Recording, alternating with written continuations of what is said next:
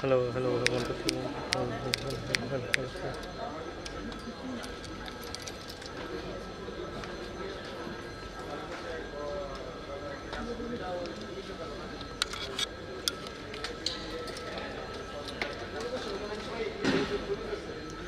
Hello, 1, 2, 3. Hello, hello, hello, hello.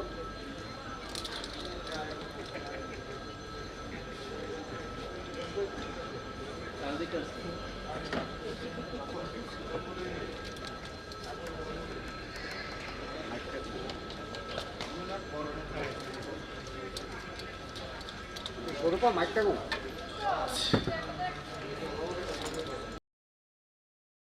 ওই সুমন্দা তোমার আর সামনে দিতে আছে সুমন্দা এই সুমন্দা ওই সামনে খুলে বাস বাস বাস আরো টানতারবা লাগলে যাবে লাগো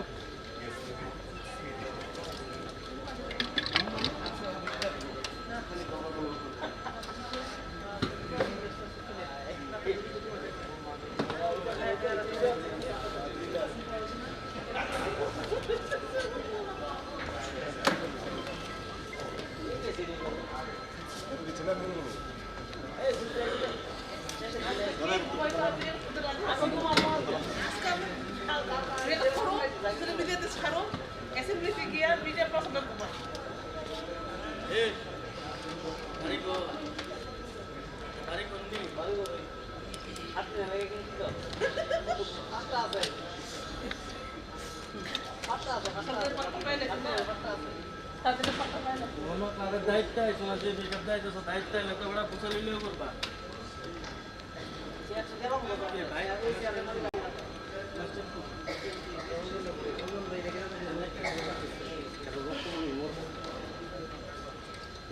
আজকে এদিকে শুরু করতে হলো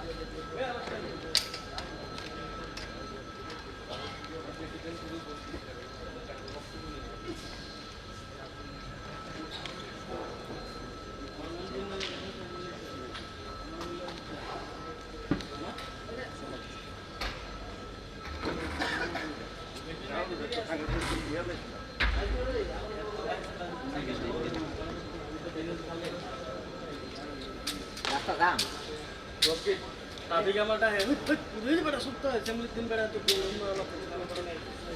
अरे आगे पूरा तो तुम्हारे तो हुआ है इधर तो आगे थी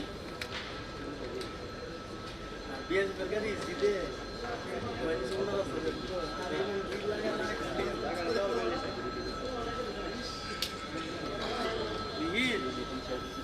ये कानूनी वहाँ तो उधर पर दिन नहीं जब लोग इसे हमने डाला तो वो फोटो जितने पर रेसार किया रहा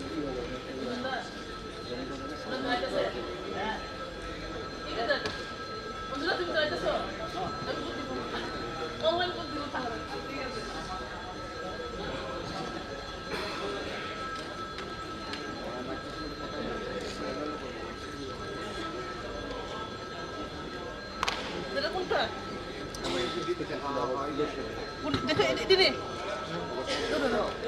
হ্যালো কত কিছু হবে বলো অসংখ্য ধন্যবাদ দাদা কোনটা দেখো এটা এটা আমি হ্যালো করতাম হ্যালো হ্যালো হ্যালো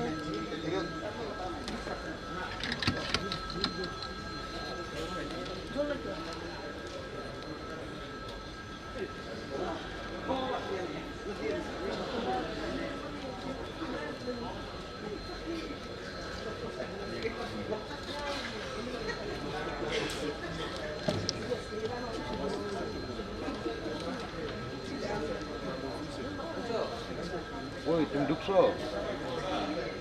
ওই লাইট দিয়ে রাখছি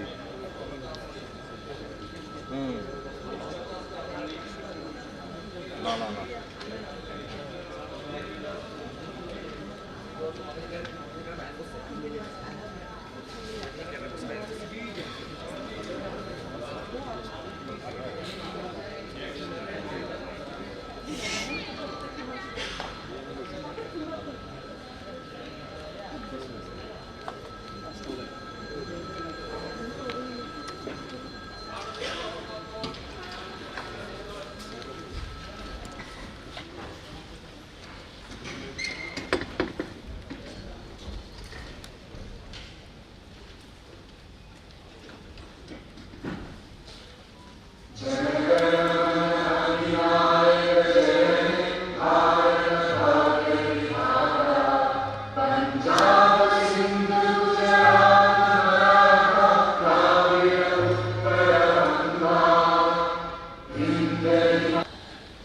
আমি আমাদের মাননীয় মন্ত্রী শ্রী শুক্লাচরণ নোয়াতিয়া সাহেব থেকে একটি চিঠি পেয়েছি।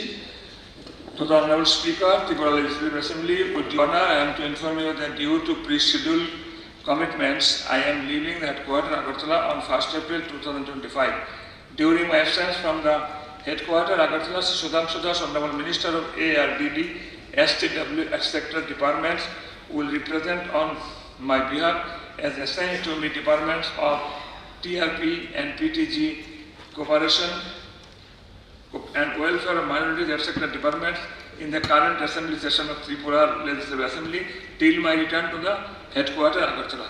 Yours faithfully, Sri Shuklacharan Noatia. এখন প্রশ্নোত্তর পর্ব। সবাই জানেন প্রশ্নোত্তর পর্ব মাননীয় মন্ত্রী মহোদয় উত্তর দেবেন এবং স্টার বেসিস কোশ্চেনগুলো। শর্ট নোটিশ প্রশ্নের নাম্বার প্রথমটা এনেছিলেন শ্রী শৈলেন্দ্র চন্দ্রনাথ মহোদয়, উনি অ্যাবসেন্ট। দ্বিতীয় প্রশ্নটি এনেছেন শ্রী গোপাল চন্দ্র রায় মহোদয়। Sir, admit is double start question number 2.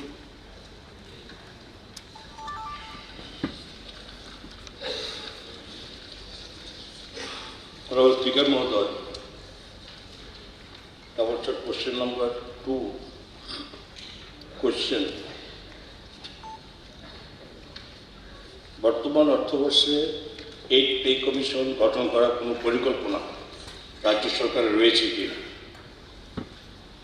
8 pay commission গঠন করার ব্যাপারে এটা রাজ্য সরকারের বিবেচনাধীন আছে।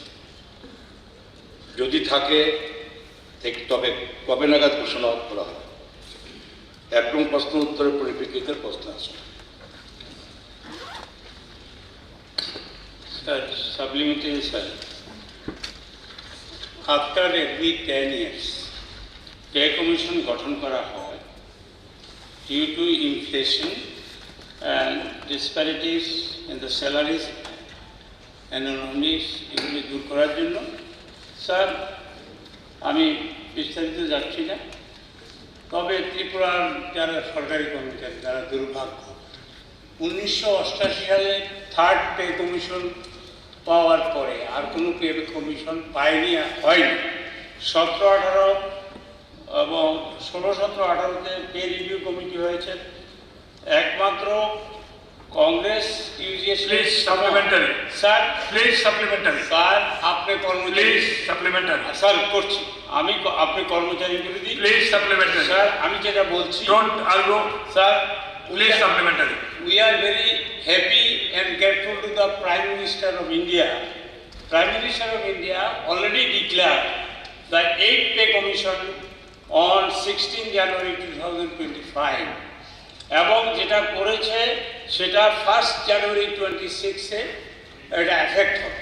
তাইলে আমি মাননীয় মন্ত্রী মহোদয়ের কাছে বলবো এবং লিডার অফ দ্য হাউসের কাছে বলবো, এটা naturally leader of the house announce করে পে কমিশন। এই স্যার দ্রব্যমূল্য এখানে স্পেসিফিক্যালি বলেছে যে রিপোর্ট সেজ দ্য স্যার আসছি না না, এটা কলিগ, এটা কলিগ স্যার প্লিজ এটা colleague reference no no no, inflation in Tripura is higher than national average. North ইস্টে নয়, সারা ভারতবর্ষের থেকে ত্রিপুরা জিনিসের দাম কম। এটা কনসিডার করে মাননীয় লিডার অফ দ্য হাউস আছেন, অর্থমন্ত্রী আছেন, এবং আপনি বলেছেন যে সাপ্লিমেন্টারি করলেন না কেন? স্যার বিবেচনাধীন, না, আমি এটা প্রধানমন্ত্রীকে অনুসরণ করে। আপনারা বলেন সবকা সাথ সবকা বিকাশ, এখানে সর্বনাশ করবেন না কর্মচারীদের। এই বছর পে কমিশন ঘোষণা করবেন কিনা আমি মাননীয় লিডার অফ দ্য হাউস বলছি। Leader of house finance minister উত্তর দেবে। স্পিকার মহোদয়, গত 16 জানুয়ারি 2025 তারিখে কেন্দ্রীয় সরকারি কর্মচারীদের জন্য 8 পে কমিশন গঠন করার প্রস্তাব ঘোষণা করে। আমি জানি না কবে, এই যে 1 এপ্রিল থেকে হবে এটা আমাদের জানা নেই, যা উনি পেয়েছেন। এখন এটা এখন পর্যন্ত কেন্দ্রীয় সরকারের প্রস্তাব নিয়েছেন, করা হয়নি। দ্বিতীয়ত ভারতবর্ষের কোনো রাজ্যই এখন 8 পে কমিশন নিয়ে কোনো রকমভাবে চূড়ান্ত পর্যায়ে যায়নি। তো আমি ওনাকে বলেছি যে কর্মচারীদের স্বার্থে এটা কেন্দ্রীয় সরকার কেন্দ্রীয় কর্মচারীদের জন্য ঘোষণা করে, মানে উনি এটা ঘোষণা রেখেছেন। আমরা তো বলেছি আমাদের বিবেচনাধীন, আমরা এটার বাইরে নয়। তো কথা হচ্ছে উনি যেভাবে চাইছেন যে কবে হবে সেটা তো এই মুহূর্তে বলা সম্ভব নয়।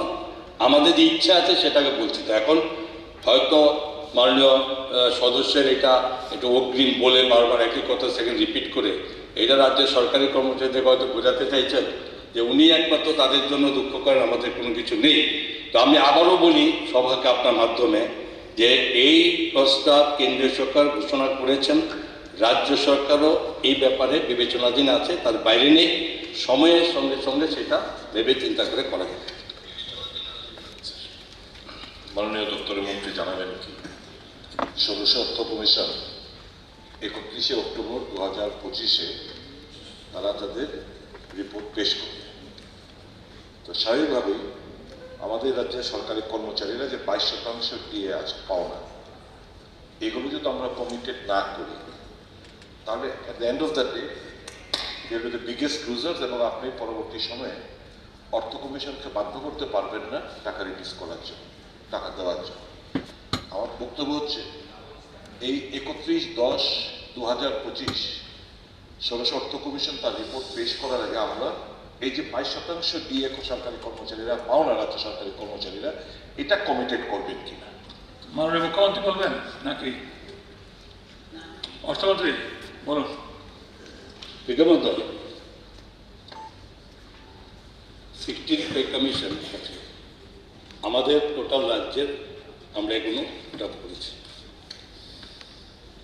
10/2025 এটা এখনো 6 মাস দূরে আছে। তা আমাদেরও তো বিশ্বাস, যেহেতু আমাদের রাজ্যের অর্থনৈতিক স্বচ্ছতা বা আমাদের যেটা দেখে 16 ফিনান্স কমিশন আমাদেরকে প্রশংসা করে গেছেন, আমাদেরও আমাদের সে সমস্ত দাবিগুলো আমরা আমাদের তরফে রাখা হয়েছে।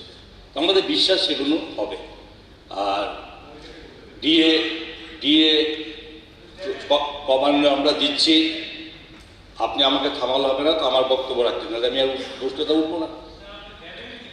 আমাদের কথা হচ্ছে এই যে ডিএগুলো আমরা দেখুন দিচ্ছি, কিছুদিন এগারো মাননীয় মুখ্যমন্ত্রী করেছেন, ডিফারেন্স আছে, এবং ডিফারেন্সগুলো আমাদের ক্রমান্বয়ে কমিয়ে আনার জন্য আমাদের প্রচেষ্টা আছে। তার মধ্যে সেক্রেটারি কমিশনের যেটা আমরা রেখেছি সেটা নিশ্চয়ই এটা সুরা হবে, এটা আমরা কথা বলতে। পরবর্তী প্রশ্ন এনেছেন মাননীয় সদস্য শ্রী দীপক মজুমদার মহোদয়। মাননীয় স্পিকার স্যার, স্টার্ট করছেন না কত? 3 মাননীয় অধ্যক্ষ মহোদয়, মাননীয় বিধায়ক শ্রী দীপক মজুমদার মহোদয়ের কোশ্চেন নম্বরে ত্রিপুরা রাজ্যে বহুতল বাড়ি বা অ্যাপার্টমেন্টগুলো মালিকদের মিউটেশন দেওয়া হয় কিনা। উত্তর হচ্ছে Tripura municipal assessment and collection of property যে ট্যাক্স রুলস আছে সেই অনুসারে, এবং সেটা 2016 অনুযায়ী যারা বহুতলীয় বাড়ি হোল্ডিংয়ের মিউটেশন কিন্তু বর্তমানে জিতেন্দ্র মজুমদার মহোদয়। আমার শর্ট কোশ্চেন 5 নাম্বার 5। মাননীয় অধ্যক্ষ মহোদয়, মাননীয় বিধায়ক শ্রী জিতেন্দ্র মজুমদার মহোদয় প্রশ্ন 1, শালগড়া থেকে হদ্রা গর্জন মোড়া রাস্তাটির জনস্বার্থে অবিলম্বে সংস্কার করা হবে কিনা।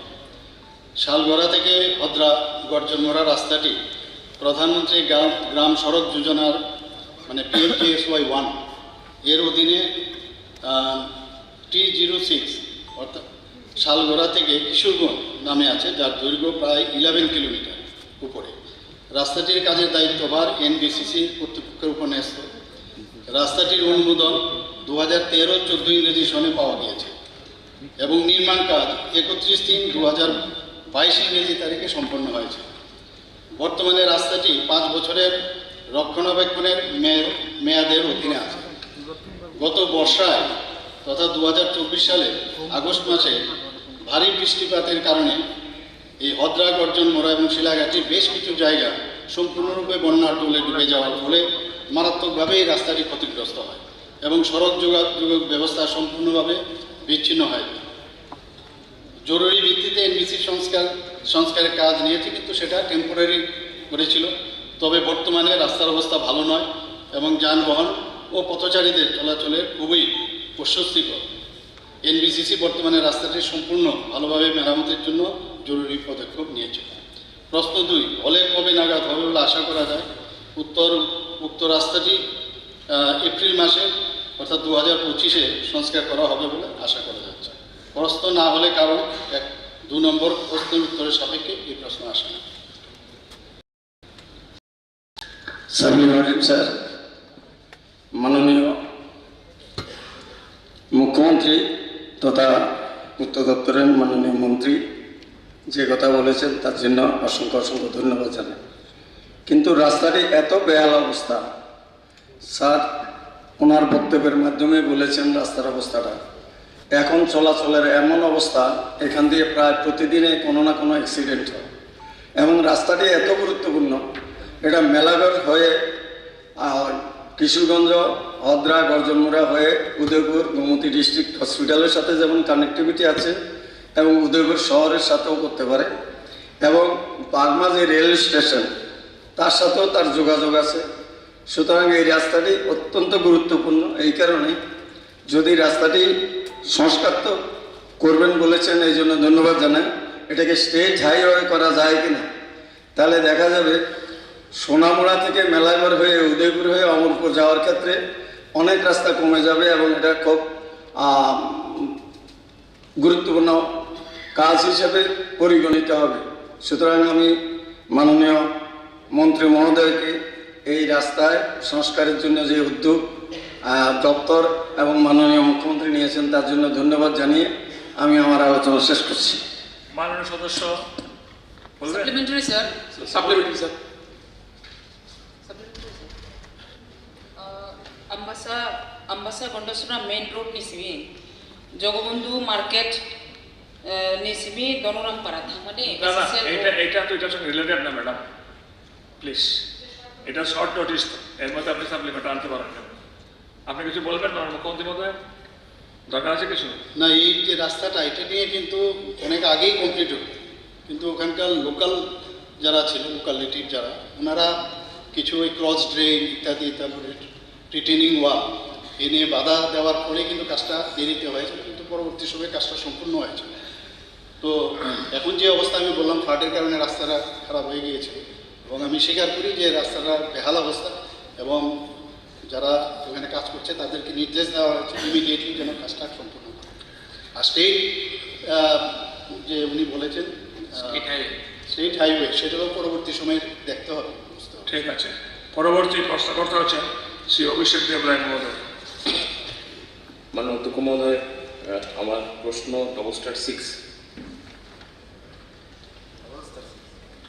*6 মাননীয় অধ্যক্ষ মহোদয়, মাননীয় বিধায়ক শ্রী অভিষেক দেব রায় মহোদয়, প্রশ্ন 1, মাতাবাড়ি বিধানসভার অন্তর্গত উদয়পুর আর অমরপুর রোডস্থিত মধ্যপাড়া টু ব্রহ্মাছড়া পর্যন্ত লিঙ্ক যেটা 036 রাস্তাটি বেহাল অবস্থা নিরসনে দপ্তরের কোনো পরিকল্পনা আছে কিনা? উত্তর হচ্ছে Madhyapara to Brahmachhara link number L036 রাস্তাটি গোমতী জেলার মাতাবাড়ি ব্লকের অন্তর্গত। এটাও PMGSY 1-এর প্রকল্পে 2013-14 সালে ভারত সরকারের গ্রামোন্নয়ন মন্ত্রকের অনুদানপ্রাপ্ত।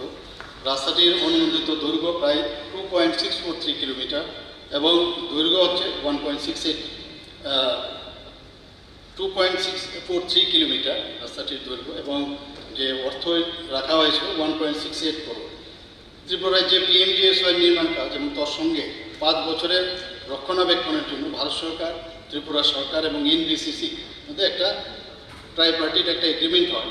সেই চুক্তি অনুযায়ী যে এই গোমতী জেলার PMGSY-এর কাজ NBCC-র উপর ন্যস্ত করা হয়েছিল।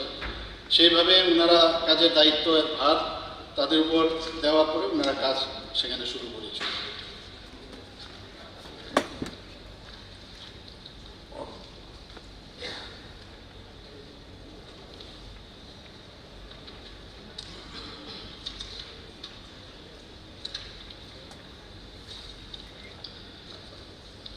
এখন সেখানেও একটা সমস্যা হচ্ছে, রাস্তাটার যে চুক্তি অনুসারে সেখানে কিন্তু যে এটাকে মেনটেনেন্স করার যে বিষয় সেটা ওনারা করেননি।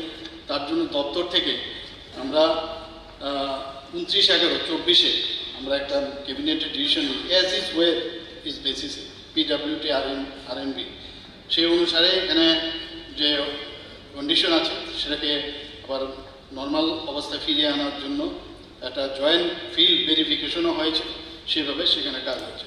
PNGOS-এর নির্দেশ অনুযায়ী, যেটা আগেও আমি বলেছি, 5 বছরের তাদের মেনটেন্যান্স করার কথা এবং সেই অনুযায়ী সেটা কাজ করছে।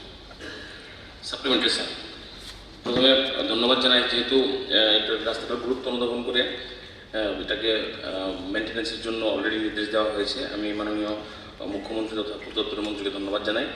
সারা রাজ্যে আমার বিধানসভা এলাকাতেও অনেক রাস্তা হয়েছে এবং আমাদের জেলাতেও অনেক রাস্তা নতুন রাস্তা হচ্ছে, তার জন্য অসংখ্য ধন্যবাদ জানাই মাননীয় মুখ্যমন্ত্রীকে।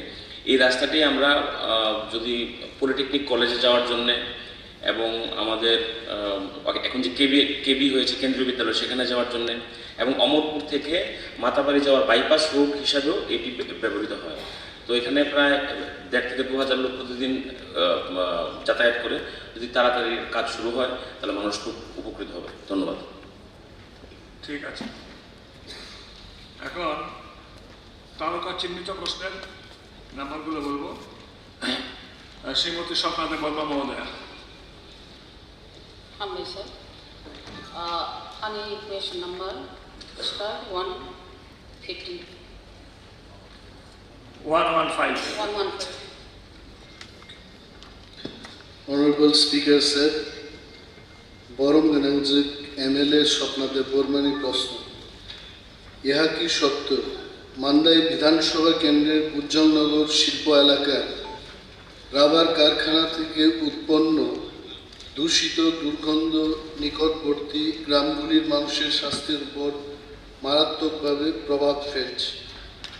উত্তর, হ্যাঁ, বিষয়টি সত্য এবং এটি ত্রিপুরা রাজ্য দূষণ নিয়ন্ত্রণ পর্ষদের নজরে এসছে। 2 নম্বর প্রশ্ন, সত্য হলে এই সমস্যা নিরসনে পরিবেশগত নিয়মে দুর্গন্ধ দূষণমুক্ত করার কোনো পরিকল্পনা দপ্তরের আছে কিনা? মাননীয় স্পিকার মহোদয়, পরমগঞ্জের যিনি মেম্বার অফ লেজিসলেটিভ অ্যাসেম্বলি নাং সানান মুচুম্ব বুজ্জংনগর চিনি যে শিল্প কারখানানি এলাকাও রাবার ফ্যাক্টরি তংমানি আপ ফ্যাক্টরি থেকে যে দুর্গন্ধ তা ফাই দङ আবনো বন্ধ খাইনের বাকি দপ্তরটি সুনির্দিষ্ট পদক্ষেপ দङ পদক্ষেপ তাম।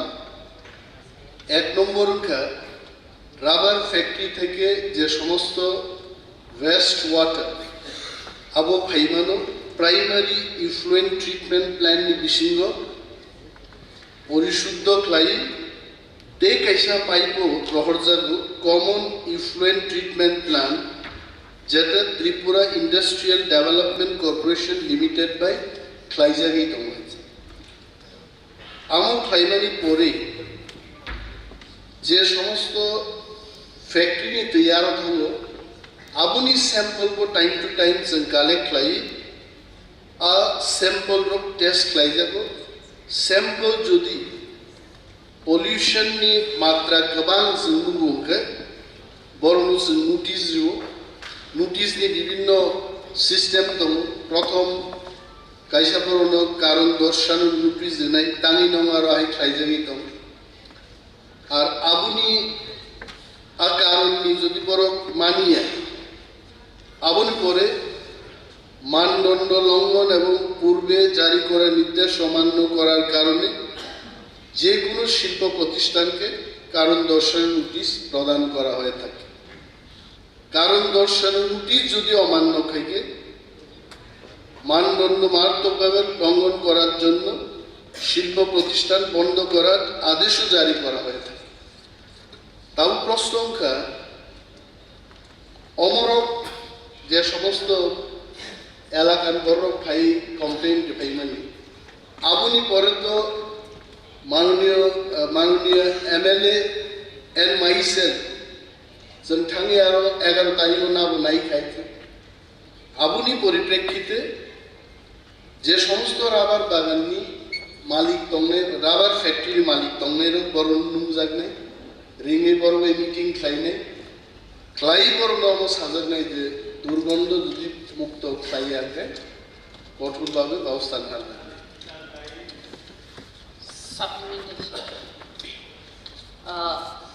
हामबाय सार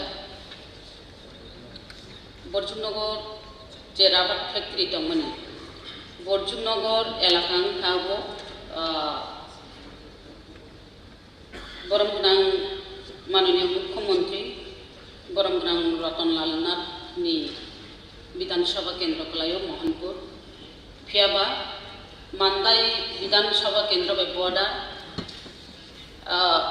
आं कयनानि मुसुंगो बरमगोनां माननीय मंत्री महोदयनोबो बबो बिनि जेहेतु विधानसभा एलाका खालायमाबा बबो किसा चेरि नायनानै थुन काममाले जे मुनाम आराबाद फैक्ट्रीनि साप्लिमेंटारी मैडम साप्लिमेंटारी सर राबाद मुनामनि बागै एलाकानि बर' रक दंनानै खुबै कष्ट दंखा मुनामनि बागै शुधु मुनाम सिमिया मुनाम मुनाम सह्य खालायमायनो जात अमाहाय मुनाम राबादनि आरो शुधु मुनामिया थाम्पुई चापु रग थाम्पुई रग पर्यन्त फायो अब गुफुर थाम्पु फाइमेले जखन वातै वाओ किसी समय गांगाय थेमाय रग फायो ओ थेमाय रग फाय गांगा गुंदा सिंदै पर्यन्त माइना जाव आउनि बागै सार जेसे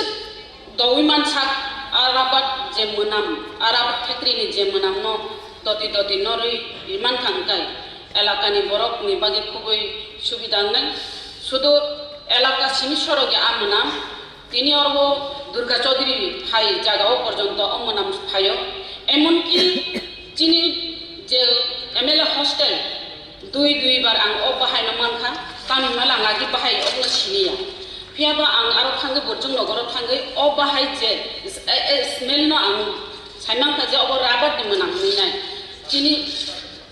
चिनरो बाहाय फायो सर ठीक আছে এবার আপনি কোশ্চেনটা করবেন अ बाहाय रक दति मुक्त खाइमा गानगाय जावो एलाकाबासिनि बागै बुकुर मुक्त होनाय अब सर निजेबो थांगै नायखा जे आरो हाखर गोबां दंमोन दति दासिमबो सार साबानि बेलेगे हामबाय जे मिटिं खायनाय रिंगि मिटिं खायि रिंगि कक साना निनाय दति खालायकै जाव हामबाय सर স্যার সাপ্লিমেন্টারি স্যার বলো রজিত বলো স্যার যে জায়গাটা এই দুর্গন্ধটা ছড়াচ্ছে সেই গ্রামের নামগুলো আমি একটু বলছি ওটা রজিত স্যার আপনি একটু স্যার এক মিনিট আমি বেশি নেব না স্যার এক মিনিট সেটা হলো মহেশ রজিত হ্যাঁ sir question not for minute না স্যার আমি কোয়েশনে আমি সাপ্লিমেন্টারি কোয়েশন আছে সাপ্লিমেন্টারি করুন ওইখানে স্যার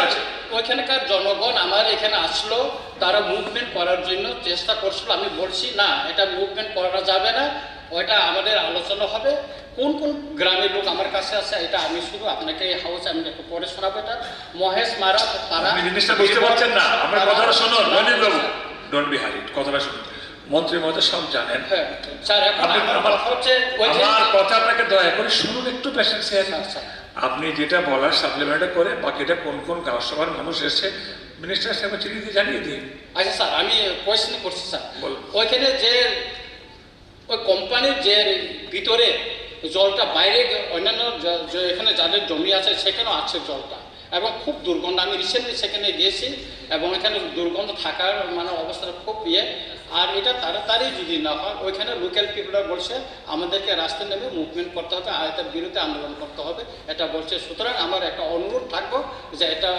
অবিলম্বে দূষণ নিয়ন্ত্রণ পরিষদ অথবা আমার সায়েন্স টেকনোলজি যে মাধ্যমে হোক, এটা অবিলম্বে এটা দূষণটা যারা দুর্গন্ধটা বন্ধ করা করবেন। ঠিক আছে।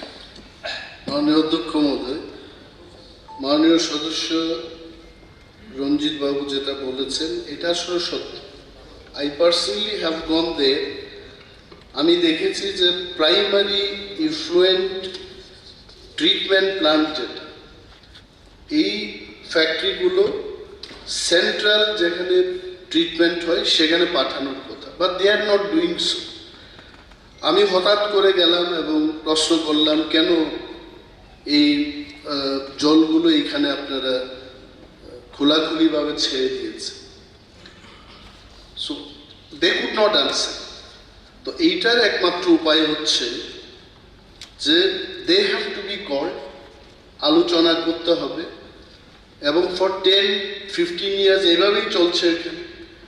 এবং আমার যাওয়ার পর আমি শুনলাম যে 50% দুর্গন্ধ এটা কমে গেছে। কারণটা কি? Because from next day they started taking action. আমি হাউসের অবগতির জন্য বলছি, there is one rubber factory called আলভে রুবেক্স প্রাইভেট লিমিটেড। এদের ওইখানে দুর্গন্ধ নেই। আমি গিয়ে জিজ্ঞেস করলাম কেন দুর্গন্ধ নেই এখানে, তোমাদের কি কোনো ধরনের টেকনোলজি ইউজ করছো কিনা? Then they have shown me one very latest technology, যেটাকে বলে তারা স্ক্রাবার। দুর্গন্ধটাকে জলের সাথে মিশিয়ে মানে যত উচ্চতা এটা ছেড়ে দেওয়া হয়, তারপর সেখানে দেখা যায় ইউজিং দ্যাট টেকনোলজি দুর্গন্ধ সেখানে থাকে না। So now I will request all this factories, আমি কল করবো, ইন্ডাস্ট্রির লোক থাকবে সেখানে, আমি ওনাদের বলবো যে অন্তত আপনারা এই রোবেক্স প্রাইভেট লিমিটেডের যে টেকনোলজি এটা ব্যবহার করবেন এবং পাইপ দিয়ে সেন্ট্রাল এফ্লুয়েন্ট ট্রিটমেন্ট প্ল্যান্টে পাঠানোর যে ব্যবস্থা এটাকে সঠিকভাবে করাতে হবে। কারণ সেখানে গিয়েও আমি যখন খবর নিলাম বলেছে যে 500 কিলোলিটার প্রত্যেক দিন প্রসেসিং হওয়ার কথা, কিন্তু সেখানে হচ্ছে মাত্র 220 থেকে 225। তাহলে বাকি জলগুলো যাচ্ছে কিন্তু এটা বাইরে ছেড়ে দেওয়া হচ্ছে। তো উইল টেক, আমি হাউসকে বলছি it is not very difficult. Assembly সেশনের শেষেই একটা মিটিং করে মালিকদেরও বলবো, এগেন আই উইল পার্সোনালি আপনাদেরও আমন্ত্রণ করবো। I think we can tackle this problem, এটা কোনো কঠিন সমস্যা নেই। Thank you. পরবর্তী প্রশ্ন এনেছেন মাননীয় সদস্য শ্রী রঞ্জিত দেববর্মা মহোদয়। মাননীয় স্পিকার স্যার, আমার স্যার কোয়েশন নম্বর হচ্ছে 125।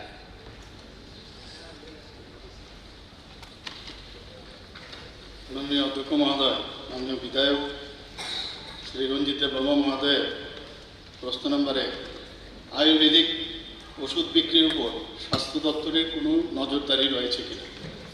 উত্তর হচ্ছে আয়ুর্বেদিক ওষুধ বিক্রির উপর রাজ্যের স্বাস্থ্য দপ্তরের সম্পূর্ণ নজরদারি রয়েছে। প্রশ্ন 2, ওষুধের গুণগত মান পরীক্ষা নিরীক্ষা করার জন্য রাজ্যে কোনো প্রকার ল্যাবরেটরি সরকারি বর্তমানে রয়েছে কিনা এবং উক্ত ওষুধ সেবনে স্বাস্থ্যহানির কোনো সম্ভাবনা আছে কিনা? উত্তর, আয়ুর্বেদিক ওষুধের গুণগত মান পরীক্ষা নিরীক্ষা করার জন্য আগরতলার গুর্খাবস্তিতে অবস্থিত ডেপুটি ড্রাগ কন্ট্রোলার অফিসে সরকারি ল্যাবরেটরি রয়েছে। উপযুক্ত শিক্ষাগত যোগ্যতা সম্পন্ন আয়ুর্বেদিক ডাক্তারের তত্ত্বাবধানে ও পরামর্শ মতো সঠিক আয়ুর্বেদিক ওষুধ সেবনে স্বাস্থ্যহানির কোনো সম্ভাবনা থাকার কথা না। সাধারণত হয় না আয়ুর্বেদিক, তবুও অনেক সময় মানে patient to patient, man to man differ করে। তবে যদি সেই পার্শ্ব প্রতিক্রিয়া থাকতেও পারে, সেই রকম রিপোর্ট পাওয়া গেলে তৎক্ষণাৎ কর্তৃপক্ষের গোচরে আনা হয় এবং তথ্য যাচাইয়ের পর যথাযথ ব্যবস্থা গ্রহণ করা হয়। স্যার সাপ্লিমেন্টারি স্যার, আয়ুর্বেদিক ওষুধটা যেটা মাননীয় মুখ্যমন্ত্রী মহোদয় যেটা উত্তর দিচ্ছেন সব ঠিক আছে, এটার জন্য অনেক আমি ধন্যবাদ জানাচ্ছি। কথা হচ্ছে আয়ুর্বেদিক ওষুধ আজকাল গ্রাম অঞ্চলে সাধারণ দোকানে পাওয়া যাচ্ছে, আর কিছু কিছু গ্রাম অঞ্চলে বা শহর অঞ্চলে দেখা গেছে যে এটা বাইকে করে বা সাইকেলে করে গড়ে গড়ে গিয়ে বিক্রি করা হচ্ছে। সুতরাং এইগুলি স্বাস্থ্য দপ্তর থেকে তারা নিয়ন্ত্রিত কিনা বা তাদের পরীক্ষা নিরীক্ষা করে ওইগুলি বিক্রি হচ্ছে কিনা, বিভিন্ন কোম্পানির আয়ুর্বেদিক যে ওষুধগুলি সেইগুলি মানুষ খাওয়ার পরে কি রিয়াকশন হয় বা তার শরীর কোনো ক্ষতি হওয়ার সম্ভাবনা এইগুলি একটা সন্দেহ থেকে যায়। সুতরাং যারা বাইকে সাইকেলে গ্রাম অঞ্চলে বিক্রি বা শহর অঞ্চলে বিভিন্ন গলিতে যারা বিক্রি করে এগুলিকে নিয়ন্ত্রণ কীভাবে করা যায় বা তাদের ওষুধগুলি মানে ঠিক কিনা, এটা ঠিক আয়ুর্বেদিক কোনো কোম্পানি রেজিস্টার্ড কোম্পানির কিনা, এগুলি যাচাই বাছাই যদি করা যায় তাহলে মানুষের মানে স্বাস্থ্যের হানি হওয়ার সম্ভাবনা থেকে আমরা মুক্ত থাকতে পারি আর কি। স্যার মাননীয় অধ্যক্ষ মহোদয়, মাননীয় বিধায়ক মহোদয় যে রিয়েলি কনসার্ন এই বিষয়ে জন্য ওনাকে ধন্যবাদ জানাবো। এখানে প্রাইভেটও আজকাল আয়ুর্বেদিকের নাম দিয়ে কিন্তু অনেকে অনেক ওষুধ বিক্রি করে, আমরা সবাই জানি। কিন্তু স্বাস্থ্য দপ্তরকে নির্দেশ দেওয়া হয়েছে এবং স্বাস্থ্য দপ্তরের মাধ্যমে যে ডেপুটি ড্রাগ কন্ট্রোলার অফিসে নিয়মিত কিন্তু এই ধরনের খবর পেলে না পেলেও বেসরকারিতেও যারা বিক্রি করে সেখানেও ওনারা জানেন এবং টাইম টু টাইম ওনারা ল্যাবরেটরিতে নিয়ে এসে সেটা পরীক্ষা করে। যদি এই ধরনের আমি এই হাউসে আমি বলতে চাই, যদি কোনো স্পেসিফিক কোনো জায়গায় এরকম দেখা যায় তো স্বাস্থ্য দপ্তর বা ডেপুটি ড্রাগ কন্ট্রোলারের গোচরে আনলে নিশ্চয়ই বিষয়ে অ্যাকশন নেবে। পরবর্তী প্রশ্নে আছেন মাননীয় সদস্য শ্রী গোপাল চন্দ্র রায় মহোদয়। Admitted question number 135.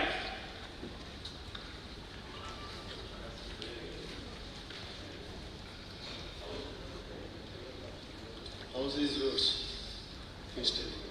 মাননীয় অধ্যক্ষ মহোদয়, মাননীয় বিধায়ক শ্রী গোপাল চন্দ্র রায় মহোদয়ের প্রশ্ন 1, রাজ্যের ড্রাগ ইন্সপেক্টরসের শূন্য পদ সংখ্যা কত? রাজ্যের স্বাস্থ্য ও পরিবার কল্যাণ দপ্তরের অধীনে ইন্সপেক্টিং অফিসার ড্রাগসের বর্তমান শূন্যপদের সংখ্যা 1। প্রশ্ন 2, জাল ওষুধ বা মেয়াদ উত্তীর্ণ ওষুধের বিরুদ্ধে আদালতে কেসের সংখ্যা রয়েছে কি? উত্তর, জাল ওষুধের একটি মামলা আদালতে বিচারাধীন অবস্থায় আছে। Supplementary, sir. Sir, according to Indian Medical Council statement অনুযায়ী বছরে 5 লক্ষ কোটি টাকার ঔষধ ইন্ডিয়াতে বিক্রি হয়। তার মধ্যে 3 লক্ষ জেনেটিক আর 2 লক্ষ হলো আপনার ব্র্যান্ডেড। তার মধ্যে ব্র্যান্ডেডের বেশি 20,000 কোটি টাকার জাল ওষুধ ইন্ডিয়াতে ছড়িয়ে আছে। এবং আরেকটা রিপোর্টে আছে নর্থ ইস্টে বেশি জাল ওষুধ আছে। আমি বলবো, আমি আশ্চর্যজনিত হলাম যে ড্রাগ ইন্সপেক্টর একজন মাত্র, টোটাল সংখ্যা কত? আমি স্যার আমি করছি প্লিজ স্যার, দুইটা ড্রাগ ভেজাল জাল তৈরি হয় ফ্যাক্টরিতে প্যাকিংয়ে আর ভেজাল হয়ে যায় প্যাকিংয়ে। আর স্যার আপনি প্রেশার সুগার আর্থারাইটিস আছে বলে যাবেন স্যার, জাল ওষুধ খেয়ে আমি বলবো মাননীয় মুখ্যমন্ত্রী বলেছেন যে দুর্গাবস্তিতে একটা ল্যাবরেটরি আছে, কিন্তু জাল ওষুধ সারা ত্রিপুরায় ছড়িয়ে আছে। প্রত্যেকটা ডিস্ট্রিক্টে জাল ওষুধ পরীক্ষা করা বা ভেজাল ওষুধ পরীক্ষা স্যার সাপ্লিমেন্টারি জাল ভেজাল যেটা আপনি এটা আছে। আমি আপনাকে বলছি জাল ভেজাল পরীক্ষা করার জন্য প্রত্যেকটা সাব ডিভিশনে স্যার ল্যাবরেটরি করা হবে কিনা।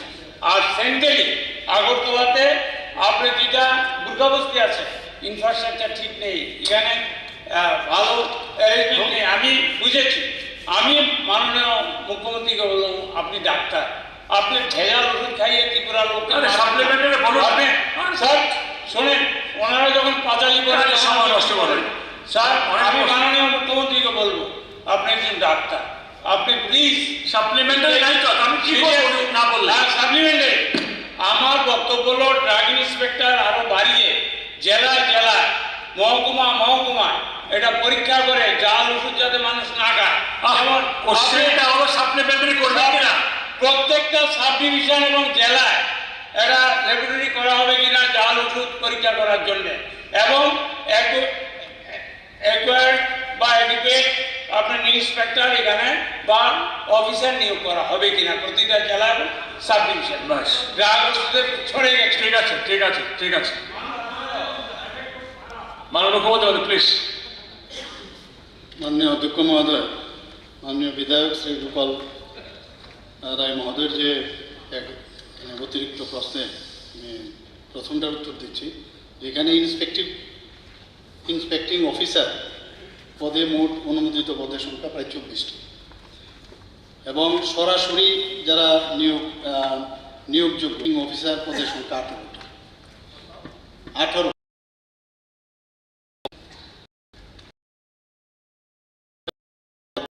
ঘটনা আপনারা বর্তমান ইনভেস্টিগেশন চলছে, আমিও এই অবগত, এবং ফার্মা কোম্পানির মালিক মীনাক্ষী জয় এবং শ্রীযুক্ত MC জয় এর বিরুদ্ধে 20/11/2013 ইংরেজিতে পশ্চিম ত্রিপুরা জেলার বিশেষ জাজের আদালতে শ্রীমতী কৃষ্ণা ভট্টাচার্য, যিনি ইন্সপেক্টিং অফিসার ড্রাগস, মতো একটা মামলা নথিভুক্ত হয়, এবং কেস নাম্বার হচ্ছে DC 01201। এখন এটা 21/1/2025 তারিখে জেরা সম্পন্ন হয়েছে, এবং পরবর্তী শুনানি 5/5/2025 হবে। বাকি আপনি যেটা বললেন যে এতগুলো ইন্সপেক্টর আছে, কোথায় আরও দেওয়া যায় কিনা, আর স্পেসিফিক যদি আপনার কাছে খবর থাকে যে ওই জায়গায় ভেজাল মানে ওষুধ, তাহলে আমাদের গোচরে আনবে, নিশ্চয়ই আমরা দেখব। পরবর্তী এতগুলো অফিসার আছে তো, সবাই সব জায়গার মধ্যে ডিস্ট্রিবিউশন তো আছে। পরবর্তী প্রশ্নকর্তা হচ্ছেন ফিলিপ কুমার রিয়াং। ফিলিপ কুমার রিয়াং, আমাকে বলবেন আপনি। Philip Babu. Sir, start question number 228.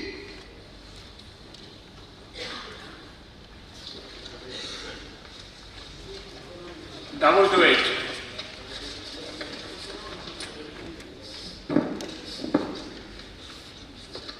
Borong-borong Square, sir. Borong-borong MLN Sumungka. Is there any plan to promote Kozagri dance at national and international platform performed by the Riang Group Community PTC tribe? Answer, sir. Yes, this institute has a plan to promote Kozagri dance at national and international platform promoted by the Riang Group Community PTC tribe of Tripura. 2 number question, sir. If so, when? Answer 5. This institute has a plan to organize national level culture on social culture based on Kozagri dance PG from 9 October 2025 at State Capital Agartala on the occasion of the year from 15 to community. 3 number, if not way, not applicable. Answer. Supplementary, sir. Sir, Borong Gunang Minister no Hamberu, the Kozagri Tikok Saka. Amaro Kisa Sana Musumake, sir. Sung Joto Simon of Kozagri Tens, Kaisa Chini State ni, Kaisa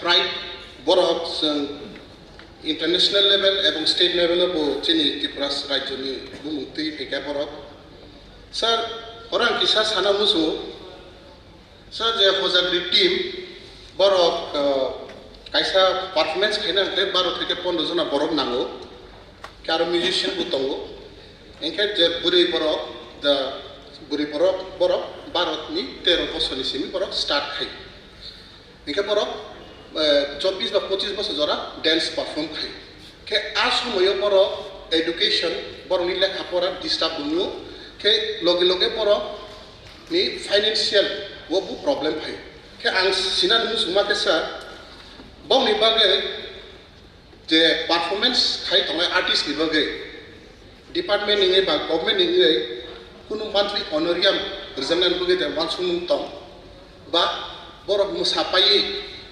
बरफ जखन 23-24 ইয়ার্সनि परे retire नाखाखै बावनो खायसा financial assistant लामसाम खायसा रनानै दं ओंखाय अमन लगे आं तेक्सा साना मुसुमन सार सत्यराम रिया जों जत Simon ब खायसा रिनोन आर्टिस्ट त्रिपुरानि ब पद्मश्री एवार्ड बुमाखा थांगा दालंबाई बेनि चंद्र जमातियानि परे के होजागिरि dance academy all over Tripura सार कायसा सिमिसि दंगो आमो शांति बिचंद्र मनुव के आं कोयु डिपार्टमेंट निनि धलाई डिस्ट्रिक्ट एवं north district of the dance academy खायनानि वान दे वान सु हामबाय সাপ্লিমেন্টারি স্যার হজাগিরি ড্যান্সটা হচ্ছে আমার ত্রিপুরার গর্ব, এটা উনি বলেছেন, এটা ঠিক। এর সঙ্গে স্যার আমি এটাও বলতে চাই, এই বছর ডান্সটা দিল্লিতে সর্বভারতীয় যেটা ফক ড্যান্স যেটা হয়েছিল, সেখানে আমাদের ত্রিপুরাটা এখানে পুরস্কৃত হয়েছে, 3য় স্থান দখল করেছে। এটা খুবই গর্বের বিষয়। হজাগিরি ড্যান্সের সঙ্গে আমাদের মামিতা এবং গরিয়া আরও মশক সুলমানি, এগুলো কতগুলো ত্রিপুরানেরও অনেক ড্যান্স আছে। সেটাকেও যেন ন্যাশনাল লেভেল এবং ইন্টারন্যাশনাল লেভেলে যাতে পাঠানো যায়, সেটাও মানে একসঙ্গে যদি করা হয় তাহলে খুবই ভালো হবে এবং আমাদের ত্রিপুরা রাজ্যের একটা গর্ব হবে বলে আমরা মনে করি।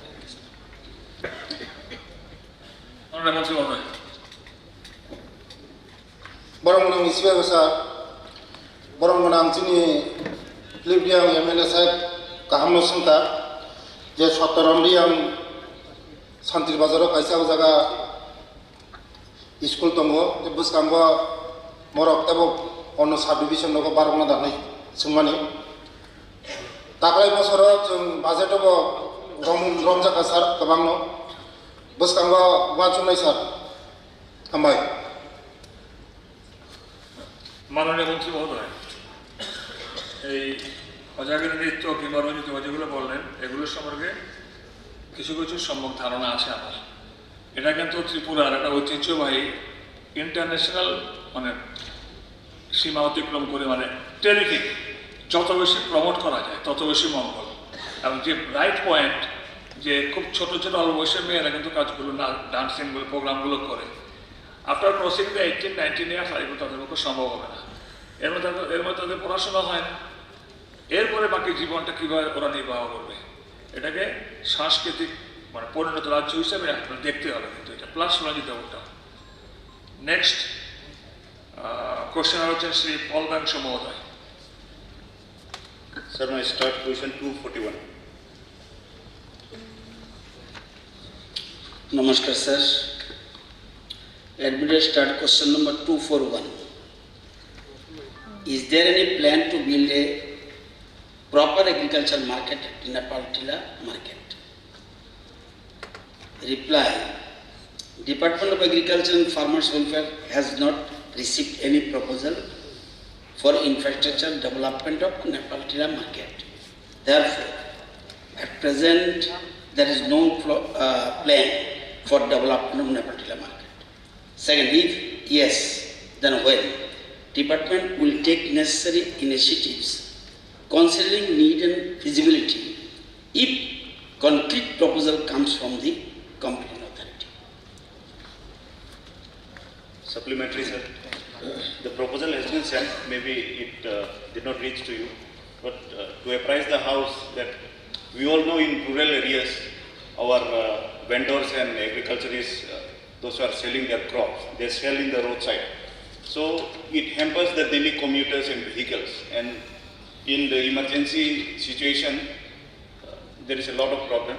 So I will request Agriculture Department to look into it, and in all the areas in Tripura, wherever big markets, crowded markets, where there is no agriculture market, you please construct the market so that our people, our farmers sell their crops in proper share. Thank you. First of all, you send the proposal. proposal from where? It may be City Panchayat, it may be BSc, it may be market committee, even people's representative can send a proposal. Then we can consider, no problem. First of all, you see, in our period 7 years, total markets, that is 144 all over Tripura.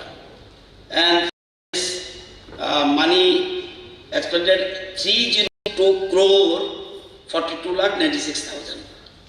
On the other hand, during their only 20 crores 26, giving importance for farmers and their produced items. Sir, একটা কথা বলতে হয়, time কমে যাচ্ছে। জীবনের লক্ষ্য কি? যখন ছোট ছিলাম, আমি যখন যারা পড়ে রচনা লিখতে গিয়ে বলতো ডাক্তার হব, শিক্ষক হব, ইঞ্জিনিয়ার হব, প্রফেসর হব, IPS, TCS, কোন কৃষকের ছেলে কি বলতো আমি কৃষক হব? আপনি কোটিপতি,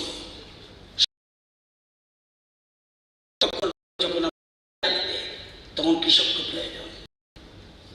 কোনদিন কৃষকদের দিদেন গভর্নমেন্ট স্বাধীনতার পর কোনদিন কৃষকদের গুরুত্ব দেয়নি। This is the first time prime minister Narendra Modiji দায়িত্ব নেওয়ার পর কৃষকদের সত্যিকারের তাদের এগিয়ে নিয়ে যাচ্ছে, তাদের ডেভেলপমেন্টের পথে, এবং তাদের আয় আজকে সেজন্যই ক্ষয় বিযোগ। পানিসাগরের Rajesh Das master degree pass, বলছে না আমি চাকরি যাব না, আমি কৃষিকাজ করব। এই যে জিনিসটা, সুতরাং আপনি যেটা বলছেন নিশ্চিন্ত থাকুন, প্রপোজাল আসলে এবারও আপনারা জানেন কতগুলি মার্কেট আপনার ডিস্ট্রিক্টেই, ধলাই ডিস্ট্রিক্টের সমনবাদ, জামথুম বাজার, আমবাসা বাজার, ময়নাম্বা বাজার, লংতাবেলি, কচুচড়া বাজার, গন্ডাছড়া কমপ্লিট, এবং এখনো একটা আছে চলছে কুলায়, প্রায় শেষ। আবার আছে অনেকগুলি বাজার আছে যেগুলি 53টা নতুন বাজার টেন্ডারের প্রক্রিয়া চলছে। সুতরাং শুধুমাত্র কৃষিকাজ না, কৃষকদের আয় যাতে বাড়তে পারে সেই জন্য তাদের প্রডিউস আইটেমস যাতে মার্কেট উঠাতে পারে সেই জন্য সব জায়গায়, ঠিক আছে, আমি জানি না আগরতলা শহরের এমএলএরা ছাড়া কোনো এমএলএ বলতে পারবে কি এই 7 বছর যদি থাকে, মিশত ভুল হতে পারে না, সেখানে মার্কেট পাবে। ওকে, একমাত্র সব জায়গায় প্রত্যেক, এবং কাদের বলেছি এমএলএদের জিজ্ঞাসা করবেন তাদের এলাকায় কোন মার্কেটটা ইম্পর্টেন্ট। সেই জন্য আমি বলছি এই সরকার কৃষকদের ডেভেলপমেন্টের জন্য চেষ্টা করছে। মার্কেট আপনি প্রপোজাল পাঠিয়ে দেবেন, ইভেন আপনার পেডে পাঠালো, will see the matter. Sir, I have received one in Karamsara and thank you so much for that, and I will send a fresh proposal from my side also. Very nice. এরপর পরবর্তী প্রশ্ন করতে হচ্ছেন শ্রী পাঠানলাল জামাতিয়া মহোদয়। Honorable Speaker, sir, my admitted start question number 275. মাননীয় অধ্যক্ষ মহোদয়, শ্রী পাঠানলাল জমাতিয়া মাননীয় বিধায়ক, question number 1. Is there any plan of the government to establish new RD block at Kaspu area with 18 VCs separating from Omorpur RD block and some of VCs from Ompi RD block? Answer 1. There is no plan of the government to establish new RD block at Kaspu area with 18 VCs separating from Omorpur RD block and some of VCs from the Ompi RD block. Question 2. If not, why? Answer 2. No such administrative need as of now. Supplementary, sir. আমাদের Amarpur RD block এবং Ompi RD ব্লককে নিয়ে একটি নতুন block গঠন করা যায়। আমাদের Amarpur RD block প্রায় 18টা বিসি এবং 10টা জিপি নিয়ে গঠিত, প্রায় 28টি জিপি বিসি নিয়ে গঠিত এবং টোটাল ফ্যামিলি আছে ওখানে প্রায় 16,000 এবং Ompi RD block total VC 22টা এবং টোটাল ফ্যামিলি অ্যারাউন্ড 11,331। এতটা নিয়ে যখন গঠিত একটা নতুন কাস্কো অথবা যে কোনো একটা সুইটেবল প্লেসে একটা নতুন ব্লক গঠন করলে খুব সুবিধা হবে, কারণ অনেক দিনের বা দীর্ঘদিনের জনগণের একটা ডিমান্ড সবসময় আমাকে বলে থাকেন ওনারা, অমরপুর ব্লক থেকে অনেক যেহেতু সাপ্লিমেন্টারি হ্যাঁ জিওগ্রাফিক্যাল এরিয়া যেহেতু বিস্তীর্ণ এলাকায় আছে, তো অমরপুর ব্লকে যেতে খুব অসুবিধা হয়, তাই ওনারা আমাকে সবসময় বলে থাকেন একটি নতুন ব্লক ওখানে যদি গঠন করা যায় তাহলে খুব ভালো হবে বলে। কারণ আমরা সারা রাজ্যে যদি আমরা দেখি, যেমন রসাবাড়ি ব্লক 8টা বিসি নিয়ে গঠিত এবং গঙ্গানগর ব্লক 7টা বিসি নিয়ে গঠিত এবং বাংমুন ব্লক একটা 7টা বিসি নিয়ে যেহেতু গঠিত, সাপ্লিমেন্টারি, তাই আমি আপনার মাধ্যমে মাননীয় মুখ্যমন্ত্রীর কাছে একটা অনুরোধ রাখবো, একটা নতুন ব্লক ওই এলাকায় গঠন করে দিলে জনগণের উপকৃত হবে। Thank you so much. মাননীয় অধ্যক্ষ মহোদয়, মাননীয় বিধায়ক ওনার সাপ্লিমেন্টারিতে যে প্রশ্নটা করেছেন, এখানে ওমপিআরডি ব্লক 2002-এ এটা এস্টাবলিশড হয়, বাইফার্কেটিং অমরপুর আরডি ব্লক, এবং যেটা উনি বলেছেন there are 22 numbers village committees in the Ompi RD block এবং 28 numbers গ্রাম panchayat village committee in Amarpur RD block, and both the blocks are implementing all the government programs without any hindrance. Further, new block creation involves huge capital expenditure, human resources in connection with the construction of infrastructure like new office building, meeting conference hall, RD store building, video, and staff quarter, furniture, etc. And what he already have mentioned regarding this number of villages, BC. There are many blocks in the state having much more population and number of Gram Panchayat village committee still performing very well. As an example, Satchat RD block has 39 Gram Panchayat and village committees. Matabari RD block has 36 Gram Panchayat village committee. Kumarghat RD block has 34 Gram Panchayat BC. So, bifurcating OMPRD block and Amarpur RD block will not be a matter of large expenditure, but it also will slow down the ongoing progress of the existing blocks due to the rise of several administrative complications.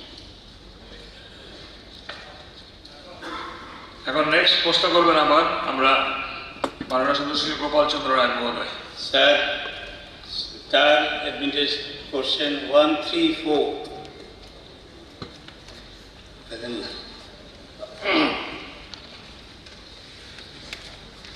মাননীয় অধ্যক্ষ মহোদয়, start question number 134, প্রশ্ন 1, 2023-24 সালে বাজেটে কেন্দ্রীয় সরকার প্রত্যেক পদে অর্থ সম্পূর্ণ ব্যয় করতে পারেনি এমন কোনো দপ্তর রয়েছে কিনা?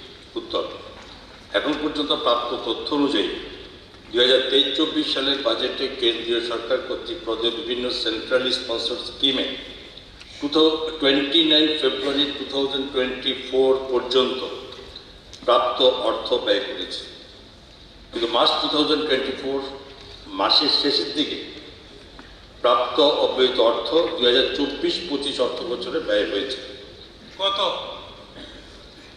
প্রশ্ন 2, থাকা অব্যয়িত টাকা কেন্দ্রে ফেরত গিয়েছে কিনা? কোনো টাকা কেন্দ্রে ফেরত যায়নি। কত কত?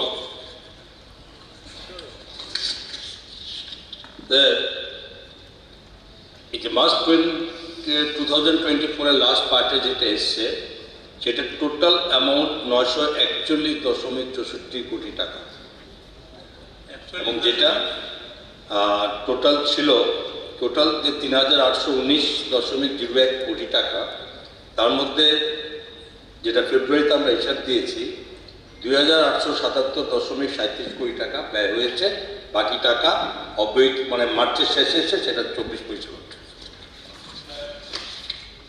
সাপ্লিমেন্টারি স্যার, স্যার দেখা যায় বছরের মার্চের শেষের দিকে এই সরকার গত 7 বছর 18-19 থেকে শুরু করে সম্পূর্ণ টাকা ব্যয় করতে পারেনি, এগুলি উঠিয়ে রেখে দেয় নেক্সট ইয়ারে করে বা হয় না। এই বছরটা ওই বছর উনি স্বীকার করেছেন 941 কোটি টাকা উনি পরের বছর ব্যয় করেছেন, কিন্তু বক্তব্য হলো যেখানে আমাদের টাকার অভাবে চাকরি হয় না, বেকার বাড়ছে, ব্যয় হয় না, রাস্তা হয় না, ঘাট হয় না, ওষুধ কেনা যায় না, হসপিটাল ডেভেলপমেন্ট হয় না, এডুকেশন হয় না, সেখানে ব্যয় হবে না কেন? Time finish. আরে আমি কি, যেহেতু যেসব সদস্য প্রস্তাব শেষ হলো তারকা চিহ্নিত উত্তর দেওয়া সম্ভব হয়নি, এই তারকা চিহ্নিত প্রস্তাবগুলোর সঙ্গে সংশ্লিষ্ট বিভাগীয় মাননীয় মন্ত্রীগণকে অনুরোধ করছি দিয়ে দেওয়ার জন্য। মাননীয় মুখ্যমন্ত্রী মহোদয়, আমি 1 মিনিট সময় নিচ্ছি আপনার কাছ থেকে। শৈলেন্দ্রবাবু যে প্রশ্নটা এনেছিলেন ওয়াটার রিসোর্স সম্পর্কে, ধর্মনগরে কতবার বন্যা হয়নি সবাই জানেন আপনারা। এবার ওয়াটার রিসোর্সকে রিপিটেডলি বলছি, পুরসভা থেকে টাকা চেয়ে 82 লক্ষ 30 লাখ দেবেন, নদী সংস্কার হবে, ড্রেনগুলো সংস্কার হবে, স্টিল পেন্ডিং, দিচ্ছে না। আবার আজকে কিন্তু বৃষ্টি শুরু হয়ে গেছে ধর্মনগরে, তাহলে কিন্তু যদি আমরা কাজটা করাতে পারতাম। একদম মানে ইগনোরেন্ট ওয়াটার রিসোর্স ডিপার্টমেন্ট। আমি নিজে ফোন করেছি কেন ওয়াটার রিসোর্স অফিসারদের সঙ্গে, বলেছি মুখ্যমন্ত্রী জানাবো। And another complain regarding DWS in Dharmanagar sub division, আমি জানাবো আপনাকে মাননীয় মুখ্যমন্ত্রী মহোদয়। মাননীয় সদস্যগণ, স্মৃতিচারণ বিষয় উল্লেখ রয়েছে, এখন আমি সেটি পাঠ করছি। মাননীয় সদীপ বাবু, স্মৃতিচারণের পরে কিন্তু আমারও একটা বক্তব্য আছে, তারপরেও আপনি কিছু বলা থাকলে বলবেন। ত্রিপুরা বিধানসভার প্রাক্তন সদস্য যুব সরকারের প্রয়াণের স্মৃতিচারণ। ত্রিপুরা বিধানসভা গভীর বেদনা এবং শোকের সাথে জানাচ্ছে যে ত্রিপুরা বিধানসভার প্রাক্তন সদস্য যুব সরকার গত 28 মার্চ 2025 তারিখে জিবি হাসপাতালে দুরারোগ্য ব্যাধিতে আক্রান্ত হয়ে চিকিৎসাধীন অবস্থায় রাত 10:15 শেষ নিঃশ্বাস ত্যাগ করেন। মৃত্যুকালে বয়স হয়েছিল 42 বছর। যুব সরকার 1983 সালে 27 এপ্রিল লঙ্কা মুরার শর্মালঙ্গ এলাকায় জন্মগ্রহণ করেন। 2006 সালে রাষ্ট্রবিজ্ঞানে স্নাতকোত্তর এবং তার 2 বছরের মধ্যে বিএড পাশ করেন তিনি। 2016 সালে বর্জলা বিধানসভা উপনির্বাচনে CPIM প্রার্থী হিসেবে জয়লাভ করেন তিনি। পরে টেট পরীক্ষা পাশ করে শিক্ষাগত কাজে যোগ দেন। তার আকস্মিক ও অপ্রত্যাশিত মৃত্যু বেদনাদায়ক। প্রয়াণকালে তিনি রেখে গিয়েছেন এক পুত্র, এক কন্যা, স্ত্রী, মা বাবা এবং অসংখ্য শুভানুগামী। ত্রিপুরা বিধানসভা প্রয়াত যুব সরকারের প্রতি গভীর শোক প্রকাশ করছে এবং তার শোকসন্তপ্ত পরিবার, সহকর্মী, শুভানুধ্যায়ীদের প্রতি গভীর সমবেদনা জানাচ্ছে। এখন আমি হাউসে উপস্থিত সকলকে প্রয়াত যুব সরকারের আত্মার চিরশান্তির কামনায় শ্রদ্ধা জানিয়ে 2 মিনিট নীরবতা পালন করার জন্য অনুরোধ করছি। নীরবতা শুরু।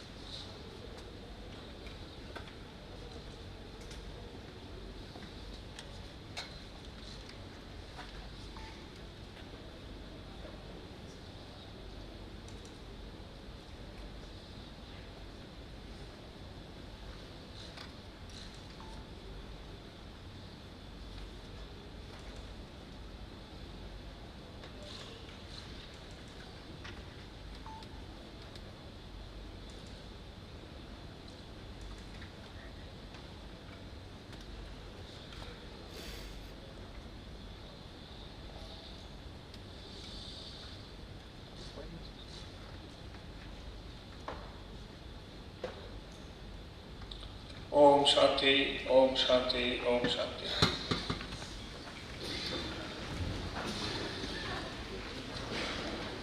সাংবাদিক বন্ধুদের উদ্দেশ্যে, মাননীয় সব সাংবাদিকদের উদ্দেশ্যে বলছি, আমি একটি বিষয় সম্পর্কে সংবাদ মাধ্যমের প্রতিনিধিগণের দৃষ্টি আকর্ষণ করছি। বিধানসভার অধিবেশনের কার্য বিবরণী পর্যবেক্ষণ করে নিয়মিত আপনারা আপনাদের নিজ নিজ সংবাদ মাধ্যমে সংবাদ পরিবেশন করছেন এবং আপনাদের মাধ্যমে রাজ্যবাসী সহ অন্যান্যরা সেই সংবাদ পড়ছেন বা দেখছেন। আপনাদের দায়িত্বশীল ভূমিকা সত্যি অভিনন্দনযোগ্য এবং যথেষ্ট। আপনাদেরকে আমরা অভিনন্দন জানাই। প্রসঙ্গক্রমে আমি আপনাদের জ্ঞাতার্থে জানাচ্ছি, এই চেয়ারের নির্দেশমূলে সভায় এক্সপান্সড হওয়া শব্দ যা সবার কার্য বিবরণী থেকে বাদ দেওয়ার নির্দেশ দেওয়া হয়, সেহেতু সেটা সংবাদ মাধ্যমে প্রকাশ করা বা দেখানো অনুচিত এবং পরিষদীয় নিয়মাবলীর পরিপন্থী বলে মনে করি। সম্প্রতি এমন একটি বিষয় যা কয়েকটি সংবাদ মাধ্যমে প্রকাশিত হয়েছে, সেটা আমার নজরে আসায় সংবাদ পরিবেশনের সুবিধার্থে আজ আমি আপনাদের সামনে বিষয়টি উল্লেখ করলাম। ধন্যবাদ, নমস্কার। মাননীয় সদস্যগণ, আপনারা সকলে অবগত আছেন যে ত্রিপুরা বিধানসভার অধিবেশন এবং বিভিন্ন কমিটির কার্যক্রম rules and procedure and conduct of business in Tripura legislative অ্যাসেম্বলির অনুচ্ছেদে উল্লেখ থাকা নিয়মাবলী অনুযায়ী পরিচালিত হয়। বিধানসভা যে কোনো বিষয়ে উত্থাপনের নির্দিষ্ট প্রক্রিয়া এই রুলসের মাধ্যমে সুস্পষ্টভাবে উল্লেখ করা আছে, যা প্রত্যেক মাননীয় সদস্য সহ সবাই অধ্যক্ষের চেয়ারে বসা ব্যক্তিকে অনুসরণ করতে হয়। কাজে এই ক্ষেত্রে উক্ত নিয়মাবলী উঠতে কেউ নয়। বিধানসভার কার্যপ্রণালী সংক্রান্ত নিয়মাবলী লঙ্ঘন হলে তার জন্য উপযুক্ত ব্যবস্থা গ্রহণের বিধানও এখানে এই রুলসের সুনির্দিষ্ট উল্লেখ রয়েছে। আমি নিশ্চিত যে আপনারা সকলে এ সম্পর্কে অবহিত এবং পরিষদীয় গণতন্ত্রের গরিমা পবিত্রতা রক্ষার জন্য সবাই সবসময় সচেষ্ট আছেন এবং থাকবেন। এই সভাকে অবহিত করার জন্য আমি অত্যন্ত দুঃখের সঙ্গে উল্লেখ করছি যে এক অনাকাঙ্ক্ষিত ঘটনা পরিপ্রেক্ষিতে এই সভায় অধিবেশনের দিনগুলোতে প্রধান বিরোধী দলের দীর্ঘ অনুপস্থিতি অত্যন্ত দুর্ভাগ্যজনক। একজন মাননীয় মন্ত্রীর একটি উচ্চারিত শব্দের অভিব্যক্তি সম্পর্কে ওই দিনই পরবর্তী সময় তিনি এই হাউসে এর প্রাসঙ্গিকতা ব্যক্ত করেছেন। সেই উচ্চারিত শব্দটি মোটি অসংসদের শব্দ হিসেবে বিবেচিত নয় বলে সবার কার্য বিবরণ থেকেও বাদ দেওয়া হয়নি। তবু এই বিষয়টিকে কেন্দ্র করে অধিবেশনের কয়েকদিন প্রধান বিরোধী দলের অনুপস্থিতি খুবই অনভিপ্রেত, কেননা এর সঙ্গে জনস্বার্থের কোনো বিশেষ সংশ্লিষ্ট নয় এবং বিধায়কদের দায়িত্ব হচ্ছে জনগণের স্বার্থে সরকারের কাছে তাদের প্রত্যাশাগুলো তুলে ধরা, যা সরকারের বিভিন্ন সীমাবদ্ধের মধ্যে অনেকাংশে পূরণ করা সম্ভব হয় এবং এই সমস্ত বিষয়ে সরকারকে জনস্বার্থে ইতিবাচক পদক্ষেপ নিতে সাহায্য করে। তবে প্রধান বিরোধী দলের সদস্যদের দীর্ঘ অনুপস্থিতির ফলে তাদের নির্বাচন এলাকার জনগণ কার্যত তাদের স্বার্থ সংশ্লিষ্ট বিষয়ে উত্থাপনের সুযোগ থেকে বঞ্চিত হয়েছে, যা মোটেই কাঙ্ক্ষিত নয়। পরিষদীয় গণতান্ত্রিক ব্যবস্থাপনা সুষ্ঠু পরিচালনার জন্য সরকার ও বিরোধী দলের সম্মিলিত অংশগ্রহণ আবশ্যক। মাননীয় মুখ্যমন্ত্রী তথা লিডার অব দ্য হাউস এই সভার প্রধান বিরোধী দলকে সবাই ফিরে আসার জন্য অনুরোধ জানালেও তারা কার্যত ওনার আহ্বান উপেক্ষা করেছেন, যা খুবই দুঃখজনক এবং দুর্ভাগ্যজনক। মাননীয় সদস্যগণ, আমি আপনাদের অবহিত করছি যে গত 27 মার্চ 2025 তারিখে বিরোধী দলনেতা সরাসরি আমাকে একটি চিঠি প্রেরণ করেছেন, যা পরবর্তীতে কয়েকটি সংবাদ মাধ্যমে প্রচার হয়েছে। চিঠিতে তিনি উল্লেখ করেছেন যে বিধানসভার কার্যপ্রণালী ও নিয়মাবলী বিধির 174 অনুচ্ছেদ অনুসারে স্বাধিকার ভঙ্গের অভিযোগ বিধানসভা উত্থাপন করতে হলে তা সরাসরি বিধানসভার সচিবের নিকট লিখিতভাবে জমা দিতে হবে, যা যথাযথ প্রমাণ সহ দিতে হবে। তার মতে 27 মার্চ গৃহীত স্বাধিকার ভঙ্গের নোটিশে প্রচলিত বিধি অনুসরণ করে গ্রহণ করা হয়নি এবং সম্পূর্ণ অবৈধ, বাতিল হতে বাধ্য। একই সঙ্গে গত 27 মার্চ এই সভায় গৃহীত স্বাধিকার ভঙ্গের অভিযোগটি বাতিল করে ওনার আনিত স্বাধিকার ভঙ্গের অভিযোগটি গ্রহণ করার জন্য তিনি আমাকে অনুরোধ জানিয়েছেন। এ প্রসঙ্গে দুটি গুরুত্বপূর্ণ বিষয় স্পষ্ট করা প্রয়োজন। বিধানসভার 174 অনুচ্ছেদ অমান্য করে বিরোধী দলনেতা নিজেও বিধানসভার সচিবকে এড়িয়ে সরাসরি অধ্যক্ষকে উদ্দেশ্য করে স্বাধিকার ভঙ্গের অভিযোগটি জমা দিয়েছেন। একই দিনে একাধিক স্বাধিকার ভঙ্গের অভিযোগ বিবেচনার জন্য আমার কাছে উপস্থিত হয়, কিন্তু বিধানসভার 177 অনুচ্ছেদ অনুযায়ী একাধিক স্বাধিকার ভঙ্গের অভিযোগ গ্রহণের বিধান নেই। সেই কারণে প্রথম যে স্বাধিকার ভঙ্গের অভিযোগটি পেয়েছি সেই অভিযোগটিকে বিধানসভার উত্থাপনের জন্য গৃহীত হয়েছে এবং 27 মার্চ এটি অধিবেশন থেকে কমিটি অফ প্রিভিলেজের কাছে পরবর্তী বিধিসম্মত পদক্ষেপের জন্য প্রেরণ করা হয়েছে। সুতরাং গৃহীত স্বাধিকার ভঙ্গের অভিযোগটি বাতিল করে ওনার অভিযোগটি গ্রহণ করার কোনো প্রশ্ন উঠছে না এবং এর জন্য কোনো বিধানও নেই। মাননীয় বিরোধী দলনেতা তার চিঠিতে গৃহীত স্বাধিকার ভঙ্গের অভিযোগ সম্পর্কে উল্লেখ করেছেন যে প্রচলিত বিধি অনুসরণ করে গ্রহণ করা হয়নি এবং সম্পূর্ণ অবৈধ বাতিল হতে বাধ্য। অধ্যক্ষের সিদ্ধান্তকে চ্যালেঞ্জ করে চিঠিতে বর্ণিত মাননীয় বিরোধী দলনেতার এই মন্তব্য তথা উক্তি পরিষদীয় গণতান্ত্রিক কাঠামোর ক্ষেত্রে অত্যন্ত নিন্দনীয় এবং অনভিপ্রেত। বিধানসভায় মাননীয় বিরোধী দলনেতার মর্যাদা দায়িত্ব যেমন রয়েছে, তেমনি ওনাকে পরিষদীয় নিয়মাবলী সম্পর্কে সুস্পষ্ট ধারণা রাখতে হয়। ওনার চিঠির ভাষ্য এবং অধ্যক্ষের গৃহীত সিদ্ধান্ত সম্পর্কে কটাক্ষমূলক উক্তিগুলি শুধুমাত্র নিন্দনীয় নয়, বিরোধী দলনেতার পদের গরিমারও পরিপন্থী। বিধানসভার 353 অনুচ্ছেদে উল্লেখ রয়েছে, no decision of the speaker in respect of disallowance of any resolution or question or in respect of any other matter shall be questioned. তা সত্ত্বেও বিরোধী দলনেতা যে ভাষা ওনার চিঠিতে বিধানসভা অধ্যক্ষকে উদ্দেশ্য ব্যবহার করছেন তা অত্যন্ত দুঃখজনক, দুর্ভাগ্যজনক। ত্রিপুরা বিধানসভার অধিবেশন পরিচালনার দায়িত্ব থেকে অধ্যক্ষ হিসাবে আমি মাননীয় বিরোধী দলনেতার এই ধরনের আচরণ অত্যন্ত ব্যথিত। বিষয়টি ভর্ৎসনার যোগ্য হল বিরোধী দলনেতার পদের গরিমা রক্ষার সাথে ওনার এই নিন্দনীয় আচরণের জন্য আমি ওনাকে শুধুমাত্র সতর্ক করছি এবং ভবিষ্যতে তিনি যেন পরিষদের নিয়মাবলী সম্পর্কে সম্যক ধারণা নিয়ে দায়িত্বশীল ভূমিকা পালন করেন সেই আহ্বান রাখছি। বলুন। মাননীয় অধ্যক্ষ মহোদয়, আজকে বিধানসভার শেষ দিন, আপনার মাধ্যমে মাননীয় মুখ্যমন্ত্রীর একটি ব্যাপারে দৃষ্টি আকর্ষণ করতে চাইছি। ইউনিয়ন হোম মিনিস্টারের কোনো সিদ্ধান্ত হলে আমাদের কোনো বিরোধিতা করার কোনো ম্যাটার নয়, কিন্তু হঠাৎ করে দেখলাম পশ্চিম ত্রিপুরা জেলার মতিনগর 98 পিলারের ওপারে যারা বসবাস করে দীর্ঘদিন ধরে রাজন্য আমলের কাগজ আমরা দেখে এসেছি, তাদেরকে কিছুদিন পূর্বে ওইখানকার 98 পিলারের বাইরে যে আমাদের ইন্ডিয়ার দিকে যে ইলেকট্রিক পোস্ট, ওখানে ডিসকানেক্ট, ইলেকট্রিক্যাল কানেকশন ডিসকানেক্ট করতে গিয়েছিল। এদেরকে নাকি এদিকে নিয়ে আসতে হবে। If that be the fact of the direction of the Indian Ministry, Home Ministry, then we have got no objection. কিন্তু বিদ্যুৎ কাটার আগে তাদেরকে তো কোথায় তাদের জুতের জমি, তাদের কবরস্থান, তাদের কৃষিযোগ্য জমি, আনফর্চুনেটলি এই যে তার কাটার বেড়াটা 0 পয়েন্ট থেকে প্রায় 500-600 গজ দূরে হয়েছে।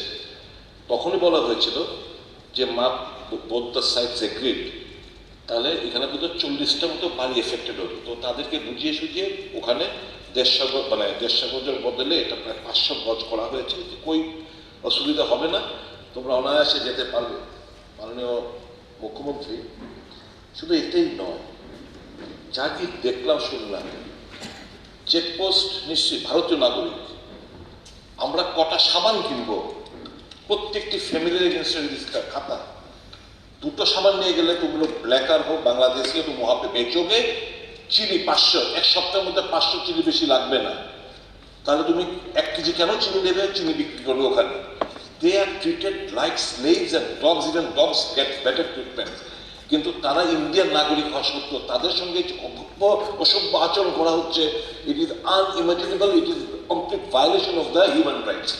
আমি মাননীয় মুখ্যমন্ত্রীর কাছে অনুরোধ করব যে দয়া করে, they are all Indian citizens by birth, they are living, আমরা এখানে যারা জনপ্রতিনিধি এসেছি রিপ্রেজেন্ট করছি, কিংবা আপনার চেয়ারে যিনি আগে ছিলেন, বহুদিন আগে ছিলেন, আমরা সবাই, স্যার আমাদের থেকে এরা ইন্ডিয়ান নাগরিকত্ব বেশি। They have been living, I have seen with their own eyes. ঠিক আছে, মানে 150-200 বছর আগের কাগজ দেখে এসেছি স্যার। আমার অনুরোধ থাকবে মাননীয় মুখ্যমন্ত্রী, I spoke to the district magistrate west, नहीं सर ये तो काटना ही पड़ेगा, हमको बोला है, हमने कहाँ आपने सुविधा दी है, कहाँ आपने मकान बनाया है, মুখ্যমন্ত্রীকে বলে দিন না আপনার প্রশ্ন। তার আমার বলছে হচ্ছে তাদের রিহ্যাবিলিটেশন ছাড়া কেন কোন অবস্থায় যেন ইলেকট্রিক ডিসকানেক্ট না করা হয়, তাদের রিহ্যাব করার মাধ্যমে যদি দিস ইজ দ্য ডিসিশন। আর বিক্ষিপ্তভাবে যদি একটা মতিনগর 98 পিলার হয়, then we strongly that means it is not the direction of the Union Home Ministry. It might be some, ঠিক আছে তো, তাহলে সবখানে মাননীয় অধ্যক্ষ মহোদয়, প্লিজ লেট মি ফিনিশ, আপনি বলবেন। বলেন। আমি এরকমও জনপ্রতিনিধি ওখানকার বলছেন all are Bangladeshi, They are treated as slaves to the minority. They deserve the prestige as an Indian we enjoy. They deserve all rights that as an Indian citizen we enjoy. They should not be humiliated. They should not be treated as foreign nationals. And if at all there is a directive in the Indian Home Ministry that they have to be rehabilitated, তাদের due compensation দিয়ে তাদের সমস্ত কিছু করে যেন তাদের এখানে আনা হয়। ঠিক আছে।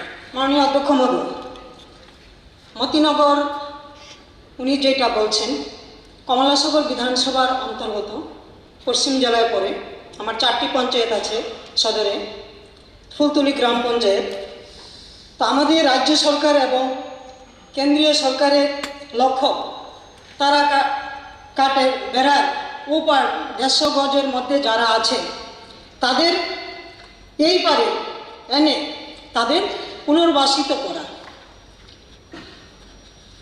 ঘর, বিদ্যুৎ এবং পানীয় জলের সরকারি সমস্ত সুযোগ সুবিধা প্রদানের লক্ষ্যে আমাদের সরকারের এই প্রয়াস জারি রেখেছেন। আমরা জানি না কিছু কিছু পরিবার চাইছে অজ্ঞাত কারণে, না মাননীয় অধ্যক্ষ স্যার, না উনি যেটা বলছেন উস্কানি দিচ্ছেন তারা। কথাটা শুনুন না আপনি, আপনার যা বলার মাননীয় মুখ্যমন্ত্রীকে বলুন। না স্যার, আমরা একটু ডিসকাস করতে হবে তো কি করেছেন ওরা। সিপিএম কংগ্রেস গিয়ে ওইখানে কি করেছেন, বিরোধী দল নেতা কংগ্রেস দল আপনি ফুলতলি বাজারে গিয়ে উস্কানি দিয়েছেন, ওইখানে মাইনরিটি নিয়ে তারা সভা করছেন। কেন আমাদের সরকার কি চাইছেন না ওইখানে শান্তি সম্প্রীতি বা তাদের অধিকারগুলো দেওয়া হচ্ছে? অজ্ঞাত কারণে অনেকগুলো পরিবার, 80টার পরিবার উপর আজকে ডিএম এবং আমাদের প্রশাসন, পুলিশ প্রশাসন, আমি নিজে বিএসএফ ওইখানে বৈঠক হয়েছে, অনেকবার গুলাগুলিও হয়েছে, অজ্ঞাত কারণে হচ্ছে আমরা জানি। তো তাদের 150 গজের ভিতরে এইদিকে জায়গাও আছে, সরকার সিদ্ধান্ত নিচ্ছে যে এদিকে আসার জন্য। আমরা বর্তমানে জানি বাংলাদেশের পরিস্থিতির কথা। তো ওইখানে গিয়ে জিতেন চৌধুরীজি ওইখানে গিয়েছেন, গিয়ে তাদের গিয়ে উস্কানি দিচ্ছেন। ভারতীয় জনতা পার্টি সরকার নাকি কাজ করছেন না, কি কথা এগুলো? সরকারের সবকিছু খেয়ে করে সবকিছু দেখছেন, কংগ্রেস দল গিয়ে ওইখানে গিয়ে বলছেন আপনারা একটা দাঙ্গের লাগানোর চেষ্টা করছেন। এখন বাকি কি আছে? আমি আমাদের রাজ্যের জনপ্রিয়, ঠিক আছে বলুন, মাননীয় মুখ্যমন্ত্রী মহোদয় বলবেন। মাননীয় অধ্যক্ষ মহোদয়, মাননীয় বিধায়ক যে সুদীপ রায় বর্মন যে প্রশ্নটা নিউজ পেপারেও দেখেছি, প্লাস বিরোধী দল নেতা জিতেন বাবু আমাকে একটা চিঠি লিখেছেন বিষয়ে। এই বিষয়ে আমি খবর নিয়েছি কালকেই, নেওয়ার পরে যে ফ্যাক্টস অ্যান্ড ফিগার আমার কাছে এসছে সেটা হচ্ছে যে ওখানে প্রায় 75 families outside the fencing area থাকে এবং এই 75 ফ্যামিলির মধ্যে 31 ফ্যামিলি তাদেরকে যে মাননীয় বিধায়ক বলছেন অমানব অবস্থায় তাদের আছে। PMAYG হাউস পেয়েছে ওরা 2018-তে, চাই পেয়েছে ওরা। আমি বলছি আরে লিসেন আমার ফিনিশ কেন, আউটসাইড দ্য ফেন্সিং এরিয়া তারা এদিকেই পেয়েছে, কিন্তু তারা মানে ওইখানে কিন্তু এসে থাকেও মুশকিল হচ্ছে। আমি শুনুন, let me finish. A total number of 75 families were located outside the fencing area. এর মধ্যে যে 31 ফ্যামিলিজ তাদেরকে PMAYG হাউসে 2018-তে দেওয়া হয়েছে। এই 31টা যে হাউস আছে তার মধ্যে 25 হ্যাভ কনস্ট্রাক্টেড হাউসেস আন্ডার, এই যে যারা স্যাংশন করার পরও মাত্র 25 have constructed houses under PMAYG on Indian territory. Inside the fencing, however, these families continued to reside outside the fencing. আরেকটা হচ্ছে 31 is out of 75 houses, তার মধ্যে 31টা ফ্যামিলি তারা ইলেকট্রিক কানেকশনের জন্য অ্যাপ্লাই করেছিল, whereas 44 households are using hook line for electricity এই 75 হাউসহোল্ডের মধ্যে। আর out of এই যে 31 জন যারা who applied for electric connection, 17 of them are paying electric bill. তার 17 জন দেয় রেগুলারলি, আর রিমেনিং যারা 17 আছে তারা মানে 14 জন আছে তারা কোনো ইলেকট্রিক বিল দেয় না। That means 60% of them are using hook line and 20% are paying regular electric bill and rest 20% are not paying bill. As per information received from the BSF and Customs, the Motinagar area lies between border pillar number 232 and 233 where you had been there. সব কথা বলা যাবে না, অনেক বিষয় আছে যেগুলো এখানে না বললেই ভালো। তবু যে বিষয়টা আপনি উঠিয়েছেন, most individuals from these 75 families are having dual citizenship of India and Bangladesh too. The area is notorious for severe cross-border crimes including human trafficking and drug smuggling. এখানে আপনার অবগতির জন্য জানাচ্ছি, in the last 8 months, the criminal gang from Bangladesh has attacked the people residing in the area and severely injured a woman, a child and aged person. These crimes are allegedly related to smuggling related negation. সেটা গেল, কিন্তু যেটা ইলেকট্রিসিটির বেতন তাদেরকে DM সাহেব আমি কালকে দেখেছিলাম যে বিষয়টা কি, উনি বলেছেন ওনাদেরকে বলা হয়েছে যদি আপনারা ইলেকট্রিক বিল পেমেন্ট করেন তাহলে ইলেকট্রিসিটি দিয়ে দেবো, এই হচ্ছে মুদ্রা। ওরা ইলেকট্রিসিটি বিল না দিয়ে বেশিরভাগ ক্ষেত্রে দেখা যাচ্ছে হুক লাইন ইউজ করছে।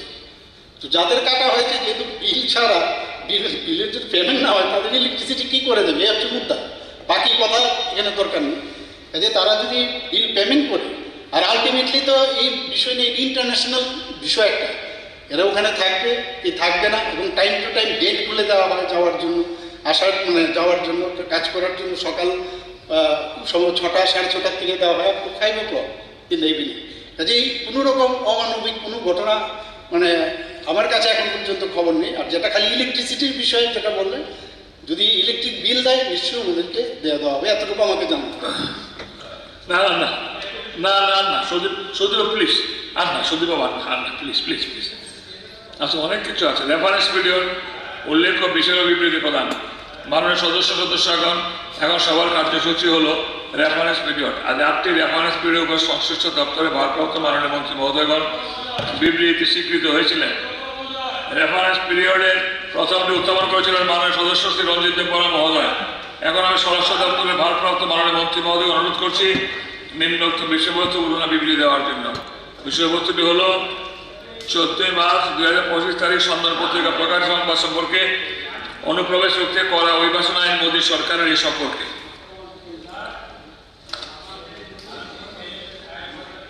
মাননীয় অধ্যক্ষ মহোদয়,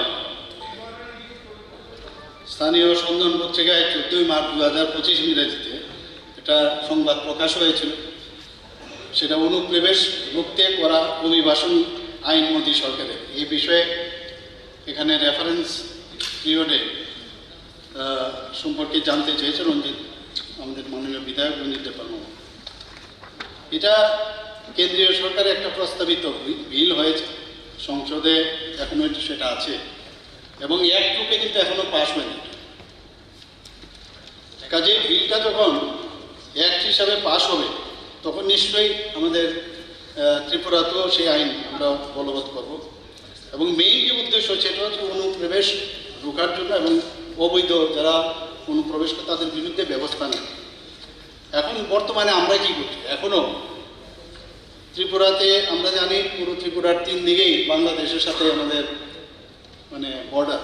তো সেখান থেকে ইন্ডিয়ান পাসপোর্ট অ্যাক্ট এবং ফরেন অ্যাক্ট এই 2টি আইন আমরা ব্যবহার করছি। এর মধ্যে যারা অবৈধ অনুপ্রবেশকারী বা সীমান্ত যারা টাউট আছে, যারা দালাল, তাদের বিরুদ্ধে বিভিন্ন আমরা মামলা করছি।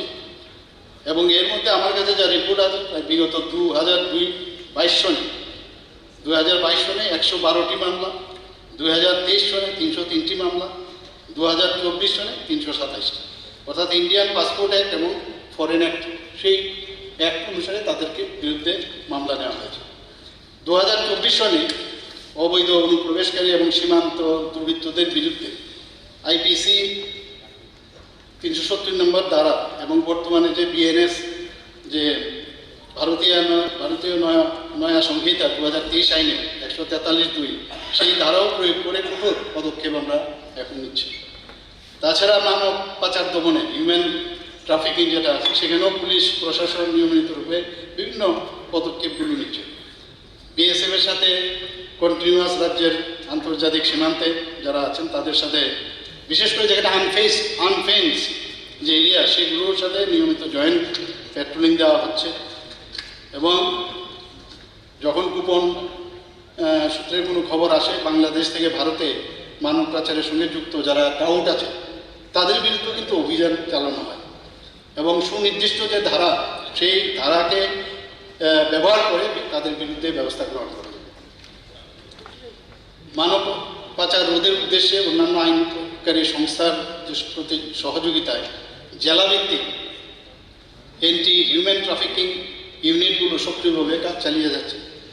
তাছাড়া রেলওয়ে পুলিশ থানাগুলো এবং প্ল্যাটফর্মগুলোতে নিয়মিত ওরা নজর রাখছে এবং সংশ্লিষ্ট যে রেল স্টেশন সংলগ্ন যে যানবাহনগুলোতে নিয়মিত চেকিং, রেল ট্র্যাক সংলগ্ন পার্শ্ববর্তী যে জনবসতি আছে সেখানেও কন্টিনিউয়াস চেকিং চালানো হয়।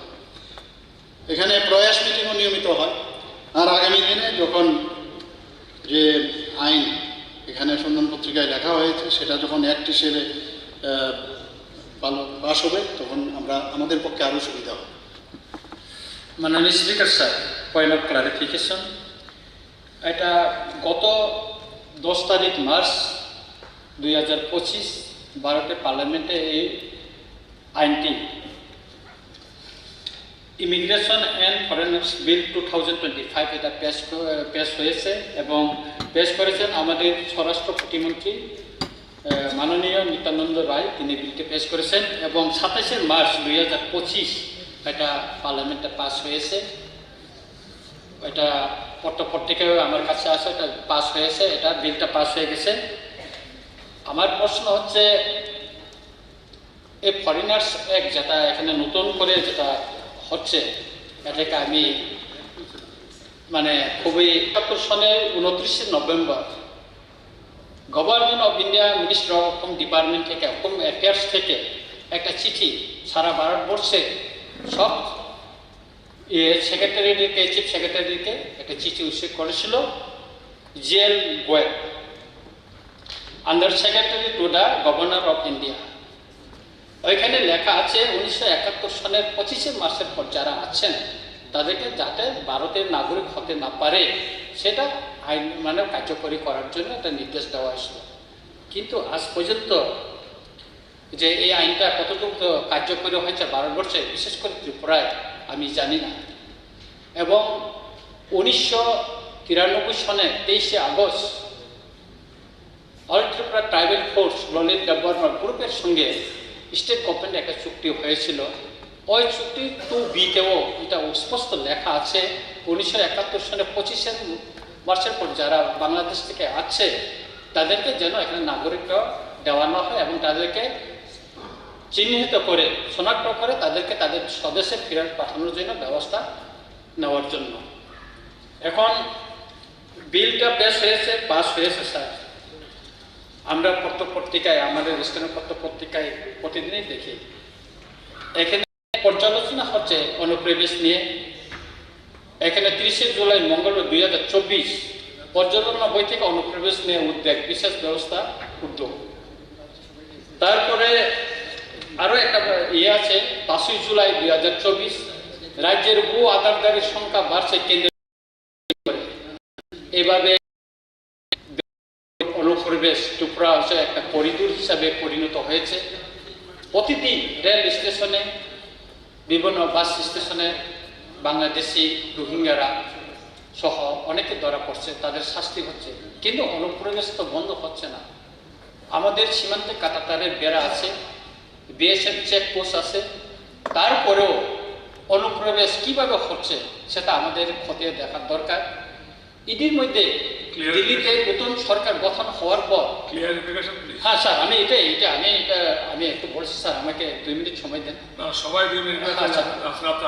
দিল্লিতে নতুন সরকার আসার পর একটা নতুন উদ্যোগ নিয়েছেন এবং মাননীয় স্বরাষ্ট্রমন্ত্রী মহোদয়, কেন্দ্রীয় সরকারের মাননীয় স্বরাষ্ট্রমন্ত্রী মহোদয় নির্দেশে এবং ওনার পরামর্শ ক্রমে সেখানে বিভিন্ন বস্তিতে বেআইনি অনুপ্রবেশকারীদের বিরুদ্ধে অভিযান শুরু হয়েছে। আমি মাননীয় মুখ্যমন্ত্রী মহোদয়কে অনুরোধ করব ত্রিপুরার যে বিভিন্ন জায়গায় বেআইনি অনুপ্রবেশ হচ্ছে, সুতরাং বিভিন্ন জায়গায় যেখানে বস্তি বা বিভিন্ন জায়গায় আমাদের এখানেও এই আইন যেহেতু বিল পাস হয়েছে কার্যকর হচ্ছে, এখন আমাদের এখন অভিযান চালানো হবে কিনা সে বিষয়টা যেন ইয়ে হয়। এবং বিশেষ করে এডিসি এলাকায় অনুপ্রবেশ বাড়ছে স্যার, পার্বত্য চট্টগ্রাম থেকেও এখানে অনুপ্রবেশ হচ্ছে, এখানে প্রতিদিন পত্রিকায় আছে, এইগুলিও যেন দেখা হয়। বিশেষ করে গন্ডেশ্বরা, সামনু আরও কয়েকটা এলাকায় অনুপ্রবেশ বেশি হচ্ছে। সুতরাং বিষয়টা মাননীয় মুখ্যমন্ত্রী যেন বিষয়টা দেখেন এবং কার্যকরী ব্যবস্থা নেন। ধন্যবাদ স্যার। মাননীয় অধ্যক্ষ মহোদয়, এখানে মাননীয় বিধায়ক রঞ্জিত বাবু যেটা বলছেন, এই বিষয়ে কোথায় কোথায় ফেন্সিং আছে, কোথাও ড্যামেজ ফেন্সিং আছে, পুরো বিবরণ দিই। এবারের 72nd যে আমাদের প্ল্যানারি সেশন হলো নর্থ ইস্টে, সেখানে কিন্তু আমি পুরো আলোচনা লিখেছি। কাজে এটা মানে এই বিষয়ে অবগত আছেন কেন্দ্রীয় সরকার এবং মাননীয় রাষ্ট্রীয় বিভাগ খুব ভালো করে সেটা জানে এবং কাজও কিন্তু চলছে। কিছুদিন আগেও বিএসএফের যিনি নর্থ ইস্টার্ন জোনের যিনি হেড, উনি আমার সাথে দেখা করেছিলেন, আমি ওনাকে দেখিয়েছি। কিছু কিছু জায়গা আছে ভৌগোলিক কারণে ফেন্সিং দেওয়া যাচ্ছে না, আপনি জানেন, কোথাও ছড়া আছে ইত্যাদি, কোথাও একদম মানে কালভার্ট আছে দেওয়া যায় না। বিএসএফের সাথে বাংলাদেশের যারা ওখানে বর্ডার আছে তাদের সাথে কথাবার্তা বলে সেটা করছে, কাজ কিন্তু চলছে। তো এই জায়গার মধ্যে এই বিষয়ে আমরা কেন্দ্রীয় সরকার এবং ত্রিপুরা সরকার আমরা মিলিতভাবে আমরা চেষ্টা করছি। 2 নম্বর যেটা আপনি বলেছেন যে আইন পাস হয়ে গেছে, সেটা কিন্তু আমি জানি না, পুরো ডিটেলস আমার কাছে নেই। তবে আমি যতটুকু বুঝি, যদি পার্লামেন্টে পেশ করার পরে কিন্তু আবার রাজ্যসভাতে এটা পাঠাতে হয়, তারপরে কিন্তু এটা বিল পাস হয় এবং তখন অ্যাক্ট হিসাবে আসে।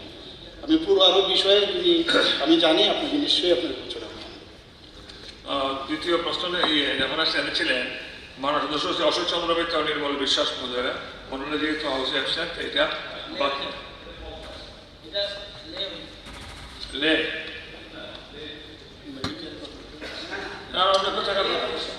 মাননীয় অধ্যক্ষ মহোদয়, মাননীয় অধ্যক্ষ মহোদয়, আপনি জানেন আমি যেমন ধরেন এটা যদি বিষয় হয় কলিংয়ের মধ্যে, কলিংয়ের আইটেম নাম্বার 1 এটা আমি মানছিলাম। আপনি যখন বুঝলেন যে ওরা আনছে, তাহলে এটা ডিসকাশনটা হইব না, তাইলে এটা যদি আমরা অ্যাডপ্ট করি ত্রিপুরা মেডিকেল কলেজে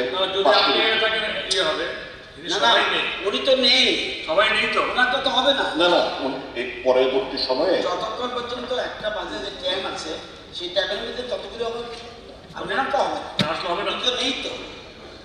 এটা তো অ্যাকসেপ্টেড হয়েছে, উনি না থাকলে তো এটাই তো কনভেনশন। উত্তরটা পাচ্ছে তো, উত্তর তো আমরা সবাই পাবো। কিন্তু আমি কলিং এর মধ্যে কিন্তু আপনি আমার নামটা ব্র্যাকেট করেন নাই, কিন্তু কলিং এ আমার আইটেম নাম্বার 1 এ এটা কিন্তু লেখলে চলবে না। কলিং আইটেম নাম্বার শুধু শুধু ইম্পোজ করছেন, আপনার তো আসেনি যে লে করা হবে না, লেট করছেন না, কিন্তু না না না, আপনি কাল্পনিকভাবে বললে হবে না তো, শতপ্রণ হচ্ছে কাল্পনিক, আসতে পারে আগে না করলাম। যেখানে হাউসে 2 জন নেই, সে অশোক বাবু, সে নির্মল বাবু, অটোমেটিক্যালি বাতিল হলো, কিন্তু ওরা উত্তর তো পেয়ে যাবে সবাই। হ্যাঁ, উত্তর পাবে। রেফারেন্স পেরেছে যে উত্থাপন করেছিলেন মাননীয় সদস্য শ্রী প্রধানমন্ত্রী জামাতিয়া মহোদয়। এখন আমি শিক্ষা দপ্তরের ভারপ্রাপ্ত মাননীয় মন্ত্রী মহোদয় অনুরোধ করছি নিম্নোক্ত বিষয়বস্তুর বিবৃতি প্রদান করার জন্য। বিষয়বস্তুটি হল 23/3/2025 তারিখে এডিসি স্কুলগুলিতে ছাত্র সংকট চরম আকারে, দৈনিক সংবাদ পত্রিকা প্রকাশিত সংবাদ সম্পর্কে। মাননীয় অধ্যক্ষ মহোদয়, মাননীয় বিধায়ক শ্রী পাঠানো জমাতিয়ার যে রেফারেন্স পিরিয়ড, যে এডিসি স্কুলগুলোতে ছাত্র সংকট চরম আকারে দৈনিক সংবাদ পত্রিকায় প্রকাশিত হয়েছিল। ত্রিপুরা স্বশাসিত জেলা পরিষদ TTADCর থেকে যে রিপোর্ট আমার কাছে এখন অবধি দেওয়া হয়েছে, সেখানে বলা হয়েছে প্রাথমিক বিদ্যালয়ের সংখ্যা এডিসি পরিচালিত পরিষদে 1387টি এবং সেখানে ছাত্র সংখ্যা প্রায় 30,273, শিক্ষকের মোট সংখ্যা 3,504। TTADC স্কুলের শিক্ষক স্বল্পতা দূরীকরণের জন্য বুনিয়াদী শিক্ষা অধিকার থেকে এখন পর্যন্ত পর্যাপ্ত সংখ্যক আমাদের ত্রিপুরা সরকারের তরফ থেকে, অর্থাৎ আমাদের এডুকেশন ডিপার্টমেন্ট থেকে ডেপুটেশন দেওয়া হয়েছে এবং বর্তমানে ডেপুটেশনে এখানে শিক্ষকদের সংখ্যা 709। তাছাড়া 223 জন যারা এসএসএ কন্ট্রাক্ট টিচার আছে তাদের সেখানে স্কুলগুলোতে দেওয়া হয়েছে। জাতীয় স্তরে প্রাথমিক বিদ্যালয়গুলোতে যে ছাত্র শিক্ষকের যে অনুপাত সেখানে দেখা গেছে 21:1 এবং এটা প্রাথমিক বিদ্যালয় এবং উচ্চ বুনিয়াদিতে ছাত্র শিক্ষকের অনুপাত হচ্ছে 18:1। কাজেই রাজ্য স্তরে এই অনুপাত প্রাথমিক স্তরে 17:1 এবং উচ্চ বুনিয়াদী স্তরে সেটা 15:1। টিটিএডিসি পরিচালিত বিদ্যালয়গুলোতে প্রতি 9 জন ছাত্রের নিরিখে একজন, মানে 9:1। কাজে অনেক বেশি শিক্ষক শিক্ষিকা এখানে আছে। টিটিএডিসি থেকে যে রিপোর্ট আমার কাছে দেওয়া হয়েছে 302টি স্কুলে একজন করে শিক্ষক রয়েছে, অথচ শিক্ষক কিন্তু প্রচুর। কাজে এখানে রিঅর্গানাইজেশন করতে হবে, তাতে অনেক জায়গায় শিক্ষক স্বল্পতা যেটা আছে সেটা কিন্তু রিঅর্গানাইজ করলেই হবে। ছাত্র সংখ্যার অপ্রতুলতার অন্যতম কারণ হিসাবে এটা আমি সমস্ত হাউসকে জানাচ্ছি বা আমার কাছে যে রিপোর্ট দেওয়া হয়েছে যে জন্মহার হ্রাসের বিষয়টিও কিন্তু খুব আমাদের চিন্তা করতে হবে। ভারতের রেজিস্ট্রার জেনারেল এবং আদমশুমারি কমিশনার অফিসের তথ্য অনুসারে 2024 সালে ভারতের জন্মহার ছিল প্রতি 1000 জনে 16.750, যা 2023 সালের তুলনায় 1.17% হ্রাস পেয়েছে। 2023 সালে ভারতের জন্ম হার ছিল প্রতি 1000 জনের 16.949 জন, যা 2022 সালের তুলনায় 1.25 হ্রাস পেয়েছে। 2022 সালে ভারতের জন্ম হার ছিল প্রতি 1000 জনের 17.163 জন, যা 2021 সালের তুলনায় 1.23% হ্রাস পেয়েছে। ত্রিপুরার ক্ষেত্রে সর্বশেষ প্রাপ্ত যে তথ্য সেখানে দেখা যায় 2019 সালে প্রতি হাজারে যেখানে 12.8 ছিল জন্মের হার, সেটা 2020 সালে কমে 12.6 হয়েছে। টিটিএডিসি এলাকায় পরিচালিত শিক্ষা প্রতিষ্ঠানগুলো মেরামতি, তারপর আসবাবপত্র ক্রয় করা, কন্টিজেন্সি ইত্যাদি বাবদ খরচ করার জন্য বেতন বহির্ভূত খাতেও আনুমানিক প্রায় 1 কোটি দেওয়া হয়। 24-25 অর্থ বছরে টিটিএডিসি পরিচালিত শিক্ষা প্রতিষ্ঠানগুলোতে মেরামতির জন্য সেখানে 1,20 লক্ষ টাকা দেওয়া হয়েছে। এছাড়াও গ্রামীণ এলাকায় বিদ্যালয়গুলোর পরিকাঠামো সুদৃঢ়করণের জন্য অতিরিক্ত শ্রেণীকক্ষ, ছাত্রীদের শৌচাগার, বিশেষ চাহিদা সম্পন্ন শিশুদের জন্য শৌচাগার, র্যাম্প, আসবাবপত্র, গ্রন্থাগার কক্ষ, পানীয় জলের সুবিধা, কম্পিউটার কক্ষ, বিজ্ঞান ও জীববিজ্ঞান বিদ্যার গবেষণাগার, পরীক্ষাগারের সরঞ্জাম, ক্ষুদ্র ইত্যাদির কাজে ব্যাপকভাবে চলছে, যার জন্য এখন পর্যন্ত প্রায় 188 কোটি টাকা ব্যয় করা হয়েছে। রাজ্য সরকার, রাজ্য এবং টিটিএডিসি পরিচালিত বিদ্যার্থীদের যাতে কোয়ালিটি এডুকেশন প্রদান করা যায় সেই জন্য আমরা বদ্ধপরিকর। এবং টিটিএডিসি এলাকায় বিদ্যালয় শিক্ষা দপ্তর থেকে মোট 709 জন, যেটা আমি একটু আগে বললাম, তাদেরকে ডেপুটেশন দেওয়া হয়েছে এবং এখন পর্যন্ত বুনিয়াদী শিক্ষা দপ্তর থেকে 66,98,23,408 টাকা এখন অব্দি এর জন্য খরচ করা হয়েছে। পিএম পোষণ প্রকল্পের অধীনে এডিসি এলাকায় প্রত্যেকটি যে নিম্ন উচ্চ বিদ্যালয় বুনিয়াদী স্কুলে সকল ছাত্রছাত্রীদের এখানে মিড ডে মিলের খাওয়ার ব্যবস্থা করা হয়েছে। প্রতি বছর এই প্রকল্পে এডিসি কর্তৃপক্ষকে 5.38 করোড় টাকা দেওয়া হয়। বর্তমানে 2024-25 ইংরেজি অর্থ বছরে এখন পর্যন্ত 4.94 কোটি টাকা দেওয়া হয়েছে। পিএম পোষণ প্রকল্পের উদ্দেশ্য হলো স্কুলের ছাত্রছাত্রীরা তাদের যাতে পুষ্টি প্রপারলি পাওয়া যায় তার জন্য, এবং যারা স্কুলে আসতে আগ্রহ প্রকাশ করে না তাদেরকে নিয়ে আসে। এখানে আমি উল্লেখ করতে চাই যে কস্তুরবা গান্ধী বালিকা বিদ্যালয়ের অন্তর্গত 15টি হোস্টেলের জন্য মধ্যে 14টি টিটিএডিসি এলাকার মধ্যে অবস্থিত। অনুরূপভাবে নেতাজি সুভাষচন্দ্র বোস আবাসিক বিদ্যালয় হোস্টেল প্রকল্পে 16টি হোস্টেলের মধ্যে 9টি হোস্টেল টিটিএডিসি এলাকায় অবস্থিত। কাজেই টিটিএডিসি এলাকার মধ্যে পড়াশোনার জন্য যা যা দরকার, যা যা স্কিমের মাধ্যমে আমরা কিন্তু বেশিরভাগ এডিসি এলাকার মধ্যে আমরা দিচ্ছি। এবং এইসব হোস্টেলগুলোর মধ্যে তাদের থাকা খাওয়া এবং পড়ার সুযোগ বিনামূল্যে কিন্তু ব্যবস্থা করা হয়েছে। তাছাড়া বিভিন্ন ধরনের সুযোগ সুবিধার পাশাপাশি পার্ট টাইম শিক্ষকদের দিয়ে হোস্টেলের মধ্যে স্কুল টাইমের বাইরে পড়ার ব্যবস্থা করা হয়েছে। PM জনমন এবং ধরতি আবা জনজাতি গ্রাম উৎকর্ষ অভিযানে দুটি প্রকল্পে 39টি হোস্টেল তৈরির জন্য কেন্দ্রীয় সরকার অনুমোদন দিয়েছে। এই 39টি হোস্টেলই TTADC এলাকায় তৈরি হবে। কাজে ছাত্রছাত্রীদের বিদ্যালয়মুখী করার উৎসাহ প্রদানের জন্য এনরোলমেন্ট অ্যান্ড রিটেনশন ড্রাইভ বিদ্যালয় চলো অভিযান করা হয়ে থাকে।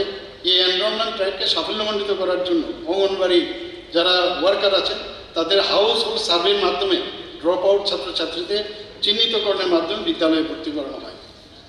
তো সেইভাবে অনেক আমরা যেটা বললেন যে খালি শিক্ষকদের যে অর্গানাইজেশন যদি করি তাহলে যে পার্সেন্টেজটা আমি বললাম সেটা আরও বেটার ওয়েতে সব জায়গায় ডিস্ট্রিবিউট করা যাবে। আরও অনেক বিষয় আছে, আমি আশা করি যা বললাম এতে বোঝা যাচ্ছে ওখানকার আসল চিত্রটা কিন্তু বোঝা যাবে। পয়েন্ট অফ ক্লারিফিকেশন স্যার, গত দৈনিক সংবাদ পত্রিকায় মাননীয় মুখ্যমন্ত্রী স্যার বিষয়টা উত্থাপন করেছেন আমার আনিত রেফারেন্স পেরিয়ড পরিপ্রেক্ষিতে। বাস্তব সত্যি আমি এই রেফারেন্স পেরিয়ডের মাধ্যমে এই বিষয়টা আনার উদ্দেশ্য হচ্ছে বিভিন্ন সমস্যা এডিসি এলাকার স্কুলগুলিতে থাকে। তো রাজ্য সরকার এবং এডিসি সরকার মিলে যেহেতু আমরা এখন জোট সরকারে আছি, তো এই সমস্যাগুলি কিভাবে সমাধান করা যায় তার জন্যই আমি এই হাউজের মধ্যে কিছু আলোচনার জন্য এই বিষয়টা এনেছিলাম। অনেকগুলি এডিসি স্কুলগুলিতে যেমন ছাত্র সংখ্যা চরম আকারে, কেন ছাত্রের সংখ্যা দিনে দিন কমে যাচ্ছে সেগুলো আমি কিছু বিষয় তুলে ধরতে চাই এই হাউজের মধ্যে। আমাদের বেশিরভাগ এডিসি এলাকায়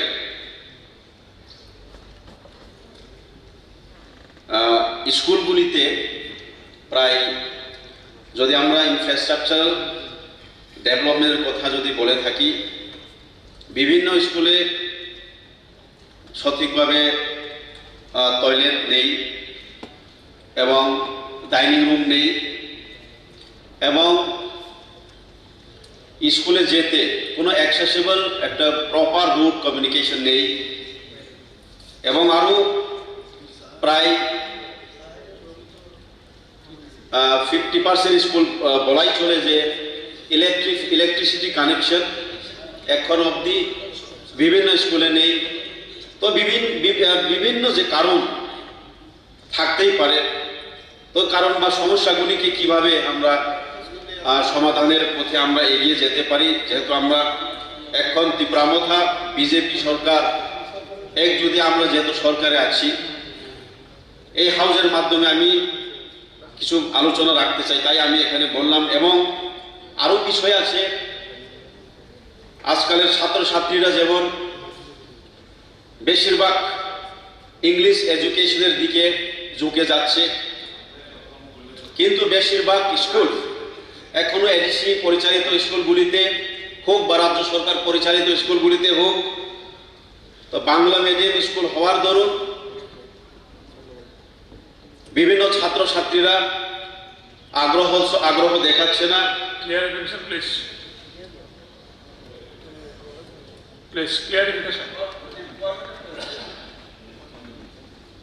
ঠিক আছে স্যার, ওইটা আমি যেহেতু এখানে ছাত্রের সংখ্যা দিনে দিন কমে যাচ্ছে, ওই কথার প্রসঙ্গে আমি কিছু কারণ বলতে চাই।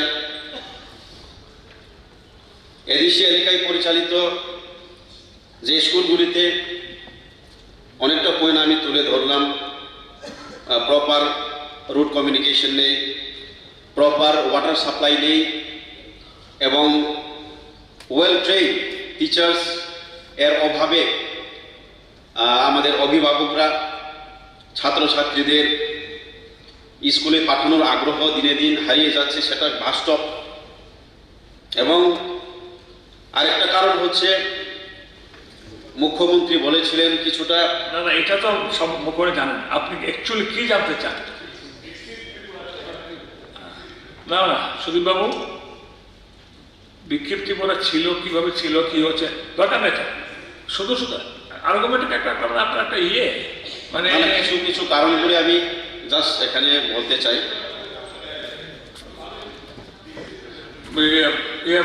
পাঠানবাবু মোটামুটি মাননীয় মুখ্যমন্ত্রী মধ্যে বুঝেছেন আপনি যা যা বলতে। এবং আরেকটা পয়েন্ট লাস্টে স্যার একটা রাখতে চাই, ঠিকই আছে আমাদের ল্যাক অফ অ্যাওয়ারনেস অফ প্যারেন্টসদের অভিভাবকদের যে অসচেতনতার অভাবে, ওইটাও একটা কারণ আছে স্যার। কারণ এবং আরেকটা কারণ হচ্ছে গত সেশনে আমি বলতে চেয়েছিলাম যে এই যে মুখ্যমন্ত্রী স্যার বলেছিলেন যে গতবারে প্রায় 1,20,00,000 মতো মেইনটেনেন্সের যে খরচার বাবদ দেওয়া হয়েছিল, এবং এই বছরেও এইভাবে রাখা হয়েছিল প্রায় 2025-26 ফাইন্যান্সিয়াল ইয়ারে for education department only 1.6 crore S transfer fund হিসাবে রাখা হয়েছিল। কিন্তু এদিসি এলাকায় স্কুল প্রায় 1632টা স্কুল আছে, তো মেইনটেনেন্সের জন্য হোক, টয়লেটের জন্য হোক, এবং প্রপার ডাইনিং কিচেন হলের জন্য হোক। আর এই ছাত্র সংকট চরম আকারে, এটা হচ্ছে কি আপনার মূল বক্তব্য? না না স্যার, এই যে আপনি কম বাজেটের ফলে বা কম টাকার ফলে স্যার, এটা তো বাজেট আলোচনা করতে পারতেন কিংবা করেছেন না স্যার। স্কুল মেরামত করার ক্ষেত্রে পাঠানবাবু না, সুন্দর পরিবেশ একটা গড়ে তুলতে গেলে সুন্দর পরিবেশ হলেই ছাত্ররা এখানে গিয়ে ঠিক আছে পড়াশোনার একটা আগ্রহ দেখাবে। ঠিক আছে মাননীয় অধ্যক্ষ মহোদয়, তুমি কিছু বলে দিন। ওনার যে একটা প্রশ্ন হলো যেখানে মানে টয়লেটগুলোর অবস্থা ভালো না, সেটা এখানে তো বলা হয়েছে এখানে আলাদাভাবে ছেলে মেয়েদের আলাদাভাবে টয়লেট আছে। যে কোনো স্কুলের আমরা যখন একবার চিন্তা করি, আমরা কিন্তু এটাও চিন্তা করি ওখানকার টয়লেটের কী অবস্থা। তো বিষয়গুলো নিশ্চয়ই আমিও বলবো যে এগুলো প্রপারলি হচ্ছে কিনা। আর নম্বর হচ্ছে উনি যেটা বলছেন, নিজেও বলেছেন যে ছাত্রছাত্রীর সংখ্যা কেন কমর্মুখী কিন্তু হচ্ছে না, গার্জিয়ান। আরেক বিষয়টা আপনাকে এইসব কারণে, তাছাড়া আরেকটা বিষয় আমরা জানি কিন্তু বিয়ে হয়ে যাচ্ছে, যেই কারণে বাধাপ্রাপ্ত হচ্ছে। তো এই বিষয়ে একটা আমরা কমিটি করবো, টিটিএডিসি সমস্ত বিষয়। অ্যাপ্রোচ রোডের কথা আপনি বলেছেন যে অ্যাপ্রোচ রোড না থাকাতে যেতে পারছে না সেখানে। আর রিঅর্গানাইজেশন অফ দ্য টিচার্স, সেটা ভেরি ইম্পর্টেন্ট। অনেকে আছে ট্রান্সফার দিয়ে এটা ট্রান্সফার করে দিন, সবাই চায় বাড়ির কাছে বা কারো থ্রুতে। তো এই জিনিসটা কিন্তু আর এই যে একটা থাকে অ্যাপ্রোচ থাকে, তাতে করে এটা বোঝা যায় না যে এখানে মাত্র একজন টিচার খালি থাকে না, আমার ট্রান্সফারটা হয়ে গেল। এইসব কারণেই কিন্তু একটা দেখা গেছে ডিপ্রেশন। তো সব বিষয়গুলো এখানে আলোচনা হয়েছে, যেখানে যেখানে খামতি থাকবে আমরা নিশ্চয়ই বসে গিয়ে আমরা ডিসিশন নেব। ধন্যবাদ। রেফারেন্স পিরিয়ডে চতুর্থ উত্থাপন করেছিলেন কিছু আবেদন রাখতে চাই স্যার। আরেকটা বিষয় খুব ইম্পর্টেন্ট, হ্যাঁ পাঠানবাবু, ইটস নট সিস্টেম, এটা সিস্টেম না তো। এই যে sir please please please please মাননীয় মুখ্যমন্ত্রীর মধ্যে উত্তর দিয়েছেন, এখন চলে না, আপনি কথা বুঝুন একটু please please beer with me please please. Reference period চতুর্থ উত্থাপন করেছিলেন মাননীয় সদস্য শ্রী প্রমোদ রিয়াং মহোদয়। এখন আমি নগর উন্নয়ন দপ্তরের ভারপ্রাপ্ত মাননীয় মন্ত্রীকে অনুরোধ করছি নিম্নোক্ত বিষয়বস্তুর উপরে ওনার বিবৃতি দেওয়ার জন্য। বিষয়বস্তুটি হল আগরতলা কামারচমড়িতে ত্রিপুরা রাজ্যের ঐতিহাসিক বীর রায় কাচাও এবং রায় কসমের মূর্তি স্থাপনের দপ্তরের উদ্যোগ নেওয়া সম্পর্কে। মাননীয় অধ্যক্ষ মহোদয়, আমরা সবাই জানি আগরতলা কামান চৌমনি, আমরা ছোটোবেলাও দেখতাম কামান, পরবর্তী সময়ে এটাকে ঘেরাও দিয়ে এমন একটা অবস্থা করেছে কামানটা দেখাই যেত। আমাদের সরকার আসার পর সেই ঘেরাওগুলো আমরা সরালাম, এবং এখানে কিন্তু যানজট সাংঘাতিক। তো সেই জায়গায় সুদৃশ্য একটা অবস্থা এখন দাঁড়িয়ে পাশে। কিন্তু এখানে ভালোই হয়েছে, 15শো শতাব্দীতে মহারাজা ধন্যমাণিক্যের রিয়াং সেনাপতি রায় কাচাক এই যুদ্ধে গুরুত্বপূর্ণ ভূমিকা পালন করেছিল। তো সেটা আমরা রেখেছি, কিন্তু সমস্যা হচ্ছে ওখানে আমরা একটা সাইনবোর্ডে ওনার ইতিহাস সম্পর্কে আমরা কিন্তু লিখেছি, কিন্তু জায়গার অভাবে সেটা সম্ভব হয় না। কিন্তু মানুষ কিন্তু এখন সেখানে যায় এবং পরেও কারণ খুবই বিজি রোড এই কারণেই কিন্তু কোনো মূর্তি সেখানে রাখা সম্ভব হচ্ছে না। Sir clarification sir, thank you sir. Actually sir আমার সম্বন্ধে যদি এখানে না হোক তাহলে স্যার যেমন এখানে স্যার রেখেছেন যে গোডেস মা ত্রিপুরের আমরা যে ত্রিপুরী সুন্দরী স্যার উদয়পুরে যেটা স্যার ওইটাও তো স্যার ধন্যমানিক হেরাই আনেছে। তো যদি ওইখানে না হোক স্যার, যদি আমার সম্বন্ধে ঠিক আছে এখানে না হোক তাহলে স্যার ওইখানেও তারা মেমোরিয়াল একটা স্ট্যাচু করলে ভালো হয়ে গেছে। আর স্ট্যাচুটা অলরেডি কমপ্লিটেড আছে স্যার, এটা নজরুল কলা ক্ষেত্রটা আছে স্যার, এটাই স্যার। Thank you sir. মাননীয় অধ্যক্ষ মহোদয়, এটা আমাদেরও ভালোই লাগতো যদি ওখানে করা যেত, কিন্তু জায়গার কারণে যে প্রপোজালটা দিয়েছেন যে রায় কাচাক এবং রায় কাশেমের যে মূর্তি, সেই বিষয়ে পরবর্তী সময়ে মেয়র সাহেব এখানে উপস্থিত আছেন, আমরা পরে বসে কথা বলবো, কোথাও ওনাকে সম্মান দেওয়া যায়। ঠিক আছে। রেফারেন্স পিরিয়ড পঞ্চমটি এনেছিলেন, উত্থাপন করেছিলেন মাননীয় সদস্য শ্রীমতী কল্যাণী সাহারায়। এখন আমি সিএম সেক্রেটারি দপ্তরে ভারপ্রাপ্ত মাননীয় মন্ত্রী মহোদয় অনুরোধ করছি নিম্নোক্ত বিষয়বস্তু বিবৃতি দেওয়ার জন্য। বিষয়বস্তু হল 23 মার্চ দৈনিক সংবাদ পত্রিকায় প্রকাশিত সংবাদ মুখ্যমন্ত্রীর সাথে বৈঠক রিলায়েন্স জিও প্রতিনিধি দলের এই সম্পর্কে। লাগবে এটা কল্যাণী সাহারায় মহোদয়, লাগবে মুখ্যমন্ত্রী মহোদয় বিবৃতি করবে। পয়েন্ট শুধু কি হয়েছিল এটা জানতে, আলোচনাটা কি হয়েছিল রাজ্যবাসীর জানা দরকার, এই জন্য আমার এই প্রশ্নটা। ঠিক আছে, মাননীয় মুখ্যমন্ত্রী বলুন। মাননীয় অধ্যক্ষ মহোদয়, মাননীয় প্রধানমন্ত্রীজি যখন ভোট টেকিং নেন, তখন আমি যখন ভোট টেকিং আমি যাই, সেখানে আমার পাশের সিটে যে রিলায়েন্সের যে মুকেশ আম্বানিজি, উনি আমার সাথেই বসেছিলেন। তো ওনাকে আমি বললাম যে ত্রিপুরাতে আপনারা আসুন, আপনারা তো বড় বড় প্রদেশে খালি ইনভেস্ট করে। তখন উনি বলছেন ওনার ছেলেও আমার পাশেই বসেছিল।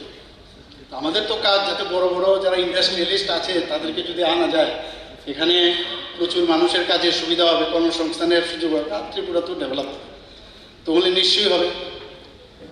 এরপর আর কোনো কথা হয়নি। পরবর্তী সময়ে আমি যখন আবার মহারাষ্ট্রের এবারের যে নির্বাচন হলো, সেখানেরও টিকিং সেরেমনিতে আমি যাই। সেখানে আমি তো স্টেজের থেকে ওনাকেও দেখলাম এবং ভারতবর্ষের সমস্ত সিনেমা আর্টিস্ট থেকে কেউ বাদ নেই, সব বড় বড় ইন্ডাস্ট্রিয়ালিস্ট। তো সেখানে শেষ করার পর আমি বললাম যে আমি ওনার সাথে দেখা করবো। সাথে সাথে উনি বললেন যে চলে আসুন। প্রায় 40 to 45 মিনিটস উনি এবং ওনার ছেলে, ওনাদের সাথে আমার কথা হলো। ত্রিপুরার সম্পর্কে আমরা বললাম এখানে কি কি আমাদের অ্যাভেলেবিলিটি আছে, রিসোর্স কি, সেইগুলোকে আপনারা যদি ইউজ করেন তাহলে খুব ভালো হবে। তো বলে ঠিক আছে, আমি আপনার কাছে একটা টিম পাঠাবো। তো এখানে এসে এরপর আর যোগাযোগ হচ্ছে না। তো আমি একটা চিঠি পাঠিয়েছিলাম। তো কিছুদিন আগে আপনারা দেখেছেন যে গুয়াহাটিতে একটা ইনভেস্টমেন্ট মিটিং হয়েছিল। তো সেখানে আমি গেছি, সেখানে ওনার সাথে আবার আমার দেখা হয়। তো আমি বললাম আপনি তো পাঠাননি এখনো। সেখানে আদানি যে সাথে আমার কথা হয়েছে, আমাদের বছর যাকে পাই তার সাথে কথা বলতে অসুবিধা নেই। উনিও বললেন ঠিক আছে আমরা দেখছি। আমাদের চেয়ারম্যান যিনি টাটা গ্রুপের, ওনার সাথেও কথা বলেছি। কিছু কিছু জিনিস আমাদের এখানে হচ্ছে, আপনারা জানেন। তো এইবার সেই অনুযায়ী গত মাসে ডিসেম্বরের মানে 22শে মার্চ 2025 তারিখে একটা টিম পাঠিয়েছে এখানে। শ্রী আওদেশ সিং, উনি উত্তর পূর্বাঞ্চলের ব্যবসায়িক প্রধান, ওনার নেতৃত্বে যে প্রতিনিধি দলটা এখানে এসেছে এবং আমাদের যারা আধিকারিকরা আছেন তাদের সাথে নিয়ে আমরা বসেছি। তো আমাদের এখানে কি কি আছে যেগুলো ওনারা এগুলোকে ব্যবহার করে এখানে ইন্ডাস্ট্রি করতে পারেন, সেই বিষয়ে আলোচনা হয়েছে। ফর এক্সাম্পল ওনাকে আমরা বলেছি যে তথ্য প্রযুক্তি আইটি সেন্টার এখানে এনেবল পরিষেবা সমূহ, মোবাইল সংযোগ উদ্ভাবন, 5G টেলিকম পরিষেবা যাতে এখানে করা যায়, BTS আপগ্রেড, অপটিক্যাল ফাইবার, এইসব বিষয়ে আমরা আলোচনা করেছি। ওনারা বলেছেন যে এগুলো ওদের পক্ষে সম্ভব, ওরা পরবর্তী সময়ে ফিরে গিয়ে এই বিষয়ে আলোচনা করবে। তাছাড়াও শিক্ষা, স্বাস্থ্যসেবা এবং গভর্নেন্স এগুলো যাতে উন্নতি করা যায় সেই বিষয়ে ওনাদের সাথে কথা হয়েছে। আমি মাননীয় বিধায়িকাকে, আমাদের চিফ হুইপকে ধন্যবাদ দেব যে উনি জানতে চেয়েছেন কি কি আলোচনা হয়েছে এবং বিশেষ করে এরকম একটা হাউসের মধ্যে এই আলোচনাটা উনি মানে চান যে সবাই বিষয়টা জানে। তো এখানে আমরা ডাটা সেন্টার হিসাবেও আমরা কথা বলেছি, রিলায়েন্স জিও যাতে এখানে উচ্চমানের ডাটা সেন্টার এখানে প্রদান করতে পারে। এবং আমরা আপনি জানেন যে ত্রিপুরা ডাটা সেন্টার পলিসিও আমরা করছি 2021-এ। এখানে রিলায়েন্স জিও আইটিএস এইসব ক্ষেত্রগুলোতে যদি পরিষেবা ওরা দেয় তাহলে আমাদের সুবিধাজনক শর্তে এক্সপ্যান্ডও করতে পারে। আমরা পিপিও কল সেন্টার স্থাপন করার জন্য ওনাদেরকে বলেছি। তাছাড়া এখানে ইনোভেশন এবং ইনকিউবেশন পার্ক স্থাপনের জন্য আমরা তার জন্য ওনাদেরকে বলেছি। Reliance group, Reliance BP mobility limited দ্বারা বৈদ্যুতিক যানবাহন চার্জিং স্টেশন, তেলের ডিপো এবং রিটেল পেট্রোল পাম্প স্থাপনের বিষয়ে আলোচনা হয়েছে। ব্যাম্বো থেকে ইথানল তৈরি করা যায় কিনা আপনারা জানেন, মাননীয় প্রধানমন্ত্রী এটা খুব জোর দিয়েছেন যে এটাকে ব্লেন্ডিং যদি করা যায় তো এতে করে আমাদের এখানে প্রায় 12 বিলিয়ন মেট্রিক টন বাঁশ আমাদের এখানে আছে। এবং সাধারণত কী হয়, এই যে ইথানলটা সুগার কেন এবং ট্রেডিশনাল যে ফিড স্টক আছে সেখান থেকে হয়, কিন্তু এগুলোতে খরচ সাপেক্ষ এবং আবার ফিল আপ করাটা সমস্যা হয়। কিন্তু যদি বাঁশের থেকে করা যায় একটা দামও কম, আবার সেটা রিফিলিংও সুবিধা আছে, সেই বিষয়ে আলোচনা হয়েছে। তো এর থেকে এই শিল্প যদি এখানে করে তো ফুয়েল গ্রেড ইথানল হবে এবং এসিটিক এসি, বায়োকোল, ফার্মাকিউরাল ইত্যাদি উৎপন্ন হবে। এতে করে 20% যে ইথানল মিশ্রণের লক্ষ্য যেটা আমাদের সেন্ট্রাল গভর্নমেন্ট ডিসিশন নিয়েছে, ভারতের কার্বন হ্রাস এতে যে প্রতিশ্রুতির অংশ সেটা ফুলফিল হবে। ইকো ট্যুরিজমের বিষয়ে আমরা কথা বলেছি। এখানে ত্রিপুরাতে আমরা জানি যে জীববৈচিত্র্য সমৃদ্ধ রাজ্য, 73%ই আমাদের ফরেস্ট, সেই এলাকার মধ্যেও যাতে এই উদ্ভিদ ও পানি সংরক্ষণ করার পরে ওনারা যদি ন্যাশনাল পার্ক বা এরকম ওয়াইল্ড সেঞ্চুরিজের কথা চিন্তা করতে পারে। আমাদের বাইসন, বন্য হাতি, মেঘলা চিতা, তাছাড়া 9টি প্রজাতির প্রাইভেট বন্যপ্রাণীর আবাসস্থল, স্পেকটাকল ল্যাঙ্গুর, হুলো গিবন, এগুলোর বিষয়ে ওনাদের সাথে কথা হয়েছে। আমাদের এখানে যদি ওয়াইল্ড লাইফ ট্যুরিজম করা যায়, ইকো ট্যুরিজম করা যায়, ওয়াইল্ড লাইফ কনজারভেশন, এই বিষয়ে সমস্ত বিষয় আলোচনা হয়েছে। ওনাদের কাছে আমরা প্লেস করেছি, কারণ ওনারা কিন্তু বন্যপ্রাণী সংরক্ষণ যে বনতারা লাইক ইনিশিয়েটিভ অলরেডি গুজরাটে নিয়েছে, এখানেও যে এলিফ্যান্ট সেঞ্চুরি করা যায় কিনা সে বিষয়ে ওনাদের কাছে কথা হয়েছে। রাবার আমাদের কেরালার পরে সেকেন্ড হাইয়েস্ট স্টেট আমাদের এখানে উৎপাদন আমরা করি। তো রাবারকে নিয়ে যে ফার্নিচার তৈরি হয়, সেই ফার্নিচারে যদি ওনাদেরও রিলায়েন্স স্মার্ট আউটলেট আছে, সেখানে যদি এটা